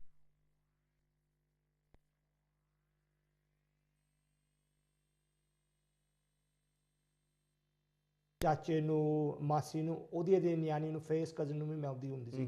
ਹੁਣ ਨਹੀਂ, ਇਹਨਾਂ ਨੇ ਕਾਨੂੰਨ ਚੇਂਜ ਕਰ ਸੋ ਇਹਨਾਂ ਨੇ ਟਾਈਟ ਕਰ ਦਿੱਤਾ, ਮਤਲਬ ਕਹਿਣ ਦਾ ਇਹ ਹੈਗਾ ਵੀ ਜਿਹੜਾ ਅਪੀਲ ਦਾ ਰੂਟ ਹੈਗਾ ਪਹਿਲਾਂ ਕਈਆਂ ਨੂੰ ਅਲਾਉ ਕੀਤਾ ਜਾਂਦਾ ਸੀ, ਹੁਣ ਨਹੀਂ ਇੰਨਾ ਅਲਾਉ ਕਰਦੇ। ਜੀ ਹੁਣ ਕੱਲੇ ਜਿਹੜਾ ਭੈਣ ਭਰਾ, mum dad and step brother sister. So ਜਿਹੜਾ ਅਪੀਲ ਹੈਗਾ, ਸੋ 28 ਦਿਨ ਦੇ ਵਿੱਚ ਕਿਸੇ ਨੂੰ ਜੇ ਰਿਫਿਊਜ਼ਲ ਲੈਟਰ ਆਂਦੀ ਹੈ ਉਹ 28 ਦਿਨ ਦੇ ਵਿੱਚ ਗਰਾਊਂਡਸ ਬਣਾ ਕੇ ਉਹਨਾਂ ਨੇ ਇੱਥੇ ਲਫਪਰਾ ਹੁੰਦੀ ਹੈ ਨਾ, ਲਫਪਰਾ ਜੀ ਲਫਪਰਾ ਅਪੀਲ ਲੌਜ ਕਰਨਾ ਪੈਣਾ, ਨਾਲੇ 140 ਪੌਂਡ ਕੋਰਟ ਦੀ ਫੀ। ਸ਼ਾਇਦ ਤੁਸੀਂ ਚਾਹੀਦੇ ਜੱਜ, ਸ਼ਾਇਦ ਤੁਸੀਂ ਚਾਹਦੇ ਜੱਜ ਦੇ ਮੋਹਰੇ ਜਾਣੇ, 140 ਪੌਂਡ ਫੀ ਵੀ ਦੇਣੀ ਪੈਂਦੀ। ਉਸ ਤੋਂ ਬਾਅਦ ਜਦੋਂ ਅਪੀਲ ਉਹਨਾਂ ਨੂੰ ਰਿਸੀਵ ਹੋਗੀ, ਫਿਰ ਲਫਪਰਾ ਬਾਰੇ ਨੇ ਅਪੀਲ ਵਾਪਸ ਦਿੱਲੀ ਨੂੰ ਭੇਜਣੀ ਹੈ ਰਿਵਿਊ ਕਰਨੇ। ਉਹਨਾਂ ਨੂੰ ਫਿਰ ਮਿਲਦੇ 12 to 16 ਵੀਕਸ ਰਿਵਿਊ ਕਰਨੇ। ਸ਼ਾਇਦ ਉਹ ਰਿਵਿਊ ਦੇ ਵਿੱਚ ਨਹੀਂ ਗੱਲ ਬਣਦੀ, ਫਿਰ ਪੇਪਰ ਆ ਜਾਂਦੇ ਇੱਥੇ ਵਾਪਸ, ਫਿਰ ਕੋਰਟ ਦੀ ਡੇਟ ਮਿਲ ਜਾਂਦੀ। ਸੋ ਇੱਕ ਨਾ ਪ੍ਰੋਸੈਸ ਦੇ ਵਿੱਚ ਇਹ ਵੀ ਗੱਲ ਹੁੰਦੀ ਹੈ ਬਈ ਰਿਵਿਊ, ਕਿਉਂਕਿ ਕਈ ਜਿਹੜੇ ਲਿਸਨਰਸ ਹੋਣਗੇ ਉਹਨੂੰ ਇਸ ਚੀਜ਼ ਦਾ ਪਤਾ ਨਹੀਂ ਹੈ। ਜਿਹੜਾ ਰਿਵਿਊ ਹੁੰਦਾ, ਰਿਵਿਊ ਉਹ ਕੌਣ ਪ੍ਰੋਸੀਜਰ ਉਹਦਾ ਕਿੱਦਾਂ ਹੈਗਾ ਤੇ ਕੌਣ ਕਰਦਾ ਰਿਵਿਊ? ਜਿੱਦਾਂ ਹੁਣ ਐਗਜ਼ਾਮਪਲ ਮੈਂ ਦੇਣਾ, ਹੁਣ ਵਿਜ਼ਟਰ ਦਾ ਕੇਸ ਮਨਾ ਹੋ ਜਾਵੇ, ਕਹਿ ਦੋ ਸਪਾਂਸਰ ਕੋ ਰਹਿਣੀ ਬਹਿਣੀ ਹੈ ਨਹੀਂ, ਇੱਥੇ ਕੋਈ ਜਗ੍ਹਾ ਹੈ ਨਹੀਂ ਰਹਿਣ ਦੇ, ਉਹਨਾਂ ਨੂੰ 6 ਵੀਕ ਲੈ ਕਿੱਥੇ ਰੱਖਣਾ, ਬੈਲ ਬੱਟੀ ਰੋਟੀ ਕਿੱਦਾਂ ਖਿਲਾਉਣੀ ਆ। ਹਾਂਜੀ ਉਹਦੇ ਨਾਲ ਰਿਵਿਊ ਦੇ ਵਿੱਚ ਅਸੀਂ ਜਿੱਦਾਂ ਬੈਂਕ ਸਟੇਟਮੈਂਟ ਸਪਾਂਸਰ ਦੀ ਲਾ ਸਕਦੇ, ਉਹਦੀ ਘਰ ਦੀ ਮੋਰਗੇਜ ਸਟੇਟਮੈਂਟ, ਉਹਦੀ ਬੈਲ ਬੱਟੀ, ਨਾਲੇ ਉਹਦਾ ਪਾਸਪੋਰਟ। ਜਿਹੜੀ ਰਿਵਿਊ ਹੁੰਦੀ ਐਂਟਰੀ ਕਲੀਅਰੈਂਸ ਮੈਨੇਜਰ ਦੇ ਨਾਲ, ਉਹ ਹੁੰਦਾ ਸੀਨੀਅਰ ਬੰਦਾ, ਉਹ ਫਿਰ ਪੇਪਰਾਂ ਦੇਖ ਕੇ ਉਹ ਕਹਿ ਸਕਦਾ ਹਾਂਜੀ ਮੈਂ ਖੁਸ਼ ਆ, ਇਹ ਫਿਰ ਜਿਹੜੇ ਬੰਦੇ ਨੇ ਆਉਣਾ ਵਿਜ਼ਟਰ ਦੇ ਤੌਰ ਦੇ ਉੱਪਰ, ਇਹ ਰਹਿ ਸਕਦਾ ਇਹਦੇ ਸਪਾਂਸਰ ਕੋ, ਫਿਰ ਉਹ ਫੈਸਲਾ ਓਵਰਟੇਨ ਕਰ ਸਕਦਾ ਕੋਰਟ ਤੋਂ ਜਾਣ ਤੋਂ ਪਹਿਲਾਂ। ਅੱਛਾ, ਸੋ ਫਿਰ ਉਹਦੇ ਉਦਾਂ ਦੇ ਕੇਸ ਦੇ ਵਿੱਚ ਫਿਰ ਕੋਰਟ ਵਿੱਚ ਜਾਣ ਦੀ ਲੋੜ ਨਹੀਂ, ਜ਼ਰੂਰਤ ਨਹੀਂ ਹੁੰਦੀ। ਹਾਂਜੀ ਠੀਕ ਹੈ। ਸੋ ਜਦੋਂ ਜੇ ਫਰਜ਼ ਕਰ ਲਓ ਰਿਵਿਊ ਨਹੀਂ ਹੁੰਦਾ ਤੇ ਉਸ ਤੋਂ ਬਾਅਦ ਫਿਰ ਪ੍ਰੋਸੈਸ ਕੀ ਹੈਗਾ, ਉਸ ਵਿੱਚ ਕੀ ਹੁੰਦਾ? ਸ਼ਾਇਦ ਰਿਵਿਊ ਨਹੀਂ ਹੁੰਦਾ, ਫਿਰ ਸਾਨੂੰ ਕੋਰਟ ਦੀ ਡੇਟ ਮਿਲ ਜਾਣੀ। ਉਹ ਫਿਰ ਰਿਵਿਊ ਤੋਂ ਬਾਅਦ ਉਦੋਂ ਉਹਨਾਂ ਨੂੰ 12 ਉਹ 16 ਵੀਕ ਮਿਲਦੇ, ਉਸ ਤੋਂ ਬਾਅਦ 6 ਵੀਕਾਂ ਬਾਅਦ ਸਾਨੂੰ ਡੇਟ ਮਿਲ ਜਾਣੀ। ਉਹ ਜਿਹੜੀ ਕੋਰਟ ਦੀ ਜਗ੍ਹਾ ਉਹ ਡਿਪੈਂਡ ਆ ਤੁਸੀਂ ਕਿੱਥੇ ਰਹਿੰਦੇ ਆ। ਸ਼ਾਇਦ ਤੁਸੀਂ ਲੰਡਨ ਰਹਿੰਦੇ ਆ, ਫਿਰ ਲੰਡਨ ਦੀ ਕੋਰਟ ਦੀ ਡੇਟ ਮਿਲੂਗੀ। ਉੱਥੇ ਜਾ ਕੇ ਕੋਰਟ ਦੇ ਸਾਹਮਣੇ, ਫਿਰ ਜੱਜ ਦੇ ਸਾਹਮਣੇ ਉਹ ਪੇਪਰ ਸਾਰੇ ਪੇਸ਼ ਕਰਨੇ, ਫਿਰ ਦਿਖਾ ਸਕਦੇ। ਜਿਹੜਾ ਮੈਂ ਐਗਜ਼ਾਮਪਲ ਲਿਆ ਜਿਹੜੇ ਸਪਾਂਸਰ ਦੀ ਆ, ਫਿਰ ਤੁਸੀਂ ਦਿਖਾ ਸਕਦੇ ਸਪਾਂਸਰ ਮੇਨਟੇਨ ਕਰ ਸਕਦਾ ਜਿਹੜੀ 6 ਵੀਕ ਵਾਲੇ ਵਿੱਚ ਦੇ ਜਿਹੜੇ ਰੈਸਟਾਂ ਨੇ ਹੋਣਾ। ਅੱਛਾ, ਤੇ ਸੋ ਫਿਰ ਇਹਦੇ ਲਈ ਪ੍ਰੈਪਰੇਸ਼ਨ ਦਾ ਜ਼ਰੂਰੀ ਹੋਣੀ ਹੁੰਦੀ ਹੈ ਜੀ। ਸਟੇਟਮੈਂਟ ਲਾਈਦੀ ਹੈ ਜੀ, ਵਕੀਲ ਦੀ ਸਲਾਹ ਲੈਣੀ ਚਾਹੀਦੀ ਹੈ। ਜਿਹੜਾ ਮਰਜ਼ੀ ਕੇਸ ਹੋਵੇ, ਸਾਨੂੰ ਜਿਹੜੀ ਅਪੈਲੈਂਸ ਬੰਡਲ ਸਾਦੇ ਆ ਉਹ ਤਿਆਰ ਕਰਨਾ ਪੈਣਾ। ਉਹਦੇ ਵਿੱਚ ਤੁਹਾਨੂੰ ਸਪਾਂਸਰ ਦੀ ਦਾ ਗਵਾਹ ਲਿਖਣੀ ਪੈਂਦੀ ਆ। ਉਹਦੇ ਵਿੱਚ ਫਿਰ ਜਿਹੜੇ ਪੇਪਰਾਂ ਦੀ ਲੋੜ ਆ, ਚਾਹੇ ਬੈਂਕ ਸਟੇਟਮੈਂਟ, ਚਾਹੇ ਵੇਜ ਸਲਿੱਪਾਂ ਜੋ ਹੈਗੀ ਆ। ਇੰਡੀਆ ਦੇ ਜਿਹੜੇ ਪੇਪਰ ਆ, ਸ਼ਾਇਦ ਜਿਹਦਾ ਬੰਦਾ ਖੇਤੀ ਕਰਦੇ, ਜ਼ਮੀਨ ਦੀ ਫੰਡ ਹੋ ਗਈ, ਜੇ ਫੋਮ ਹੋ ਗਏ, ਜਿਹੜੇ ਕ੍ਰੌਪ ਦੀ ਆ ਰਿਸੀਟਾਂ, ਟਰੈਕਟਰ ਦੇ ਪੇਪਰ, ਇੱਦਾਂ ਦੀਆਂ ਚੀਜ਼ਾਂ।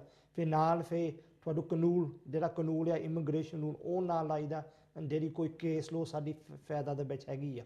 ਹਾਂ, ਸੋ ਪੂਰੀ ਬੰਡਲਿੰਗ ਕਰਕੇ ਫਿਰ ਜਾ ਕੇ ਕਚਹਿਰੀ ਵਿੱਚ ਪੇਸ਼ ਹੁੰਦੀ ਹੈ ਤੇ ਫਿਰ ਹੀਅਰਿੰਗ ਹੁੰਦੀ ਹੈ ਜੱਜ ਦੇ ਸਾਹਮਣੇ। ਜੀ, ਜਿਹੜੇ ਉਹ ਪੇਪਰ ਆ ਉਹ ਪਹਿਲਾਂ 5 ਦਿਨ ਪਹਿਲਾਂ ਪਹੁੰਚਣੇ ਚਾਹੀਦੇ ਕੋਰਟ ਨੂੰ, ਨਾਲੇ ਹੋਮ ਆਫਿਸ ਨੂੰ ਵੀ ਪਹੁੰਚਣੇ ਚਾਹੀਦੇ, ਜਿਹੜੀ ਪ੍ਰੈਜ਼ੈਂਟਿੰਗ ਆਫਿਸਰ ਯੂਨਿਟ ਆ ਉੱਤੇ ਵੀ ਪਹੁੰਚਣੇ ਚਾਹੀਦੇ। ਹਾਂ। ਸੋ ਫਿਰ ਜਦੋਂ ਉਹ ਹੋ ਗਿਆ, ਫਿਰ ਡੇਟ ਆ ਗਈ ਤੇ ਸਾਰੇ ਅਪੀਲ ਦੇ ਲੌਜ ਹੋ ਗਏ ਫਾਰਮ ਵਗੈਰਾ, ਤੇ ਫਿਰ ਕਚਹਿਰੀ ਵਿੱਚ ਪੇਸ਼ ਹੋਣਾ ਹੁੰਦਾ ਹੈ ਤੇ ਐਵੀਡੈਂਸ ਲਿਆ ਜਾਂਦਾ ਹੈਗਾ। ਤੇ ਹਾਂਜੀ, ਜਿੱਦਾਂ ਹੁਣ ਅੱਜ ਕੋਰਟ ਨੂੰ ਗਿਆ ਸੀਗਾ, ਉਹ ਡਿਫਰੈਂਟ ਕੇਸ ਸੀਗਾ, ਬਟ ਇੱਥੇ ਉਹ ਫਿਰ ਸਪਾਂਸਰ ਆਇਆ ਸੀਗਾ, ਉਹਨੇ ਗਵਾਹ ਵੀ ਦਿੱਤੀ, ਉਹਨੂੰ ਜਿਹੜਾ ਸਵਾਲ ਵੀ ਮੈਂ ਪੁੱਛੇ, ਜੱਜ ਵੀ ਖੁਸ਼ ਹੋ ਗਿਆ। ਉਸ ਤੋਂ ਬਾਅਦ ਜੱਜ ਨੇ ਹਾਂ ਕਰਤੀ। ਫਿਰ ਮੈਂ ਜੱਜ ਨੂੰ ਕਿਹਾ ਵੀ ਇਹਨੇ 140 ਪੌਂਡ ਦਿੱਤੇ ਆ ਫੀ ਵੋਟ, ਉਹਨੇ ਫੀ ਵੋਟ ਵੀ ਪੈਸੇ ਵੀ ਜਿਹੜਾ ਵਾਪਸ ਮੁੜ ਜਾਣ। ਸੋ ਠੀਕ ਹੈ। ਸੋ ਕਹਿਣ ਦਾ ਮਤਲਬ ਇਹ ਸਾਰਾ ਐਂਡ ਟੂ ਐਂਡ ਪ੍ਰੋਸੀਜਰ ਹੈਗਾ ਜਿਹੜਾ ਅਪੀਲਾਂ ਦਾ ਹੁੰਦਾ। ਜੀ, ਜਦੋਂ ਹਾਂ ਵੀ ਹੋ ਗਈ, ਜਦੋਂ ਜੱਜ ਦਾ ਫੈਸਲਾ ਆ ਗਿਆ, ਉਸ ਤੋਂ ਬਾਅਦ ਹੋਮ ਆਫਿਸ ਅਪੀਲ ਵੀ ਕਰ ਸਕਦੇ, ਪਰ ਨਹੀਂ ਅਪੀਲ ਕਰਦੇ ਫਿਰ ਉਸ ਤੋਂ ਬਾਅਦ ਫਿਰ ਐਮਬੈਸੀ ਨੇ ਉਸ ਬੰਦੇ ਨੂੰ ਇੰਡੀਆ ਦੇ ਵਿੱਚ ਉਹਦੇ ਦੀ ਮੌਕ ਤੋਂ ਆਇਆ ਉਹਨੂੰ ਲੈਟਰ ਪਾਉਂਗੇ ਤੁਸੀਂ ਆ ਕੇ ਵੀਜ਼ਾ ਲੈ ਜਾਓ। ਅੱਛਾ, ਉਹਦਾ ਥੋੜੀ ਜਿਹੀ ਟਾਈਮ ਲੱਗ ਜਾਂਦਾ। ਅਗਰ ਇੱਥੋਂ ਫਿਰ ਜਿਹੜੇ ਕੋਰਟ ਬਾਰੇ ਦਿੱਲੀ ਨੂੰ ਪੋਸਟ ਕਰਦੇ ਆ, ਉਹ ਸਪੈਸ਼ਲ ਡਿਲੀਵਰੀ ਨਹੀਂ, ਉਹ ਨੋਰਮਲ ਪੋਸਟ ਕਰਦੇ, ਉਹਦਾ ਫਿਰ ਥੋੜ੍ਹਾ ਜਿਹਾ ਟਾਈਮ ਲੱਗ ਜਾਂਦਾ। ਠੀਕ ਹੈ, ਸੋ ਉਹ ਸਾਰਾ ਐਂਡ ਪ੍ਰੋਸੀਜਰ ਹੈਗਾ। ਤੇ ਇੱਕ ਜਿਹੜਾ ਪਾਰਟਿਕੂਲਰਲੀ ਕਈ ਜਿਹੜੇ ਲਿਸਨਰਸ ਹੋਣਗੇ, ਕਈ ਵਾਰੀ ਜਿਹੜੇ ਇੱਥੋਂ ਫੋਰ ਐਗਜ਼ਾਮਪਲ ਓਵਰਸਟੇਅਰ ਹੁੰਦੇ ਆ ਤੇ ਵਾਪਸ ਚਲੇ ਜਾਂਦੇ ਆ, ਉਹ ਕੀ ਵਾਪਸ ਆ ਸਕਦੇ ਆ ਇੰਡੀਆ ਤੋਂ ਜਾਂ ਕਿਸ ਤਰ੍ਹਾਂ ਹੁੰਦਾ ਹੈ?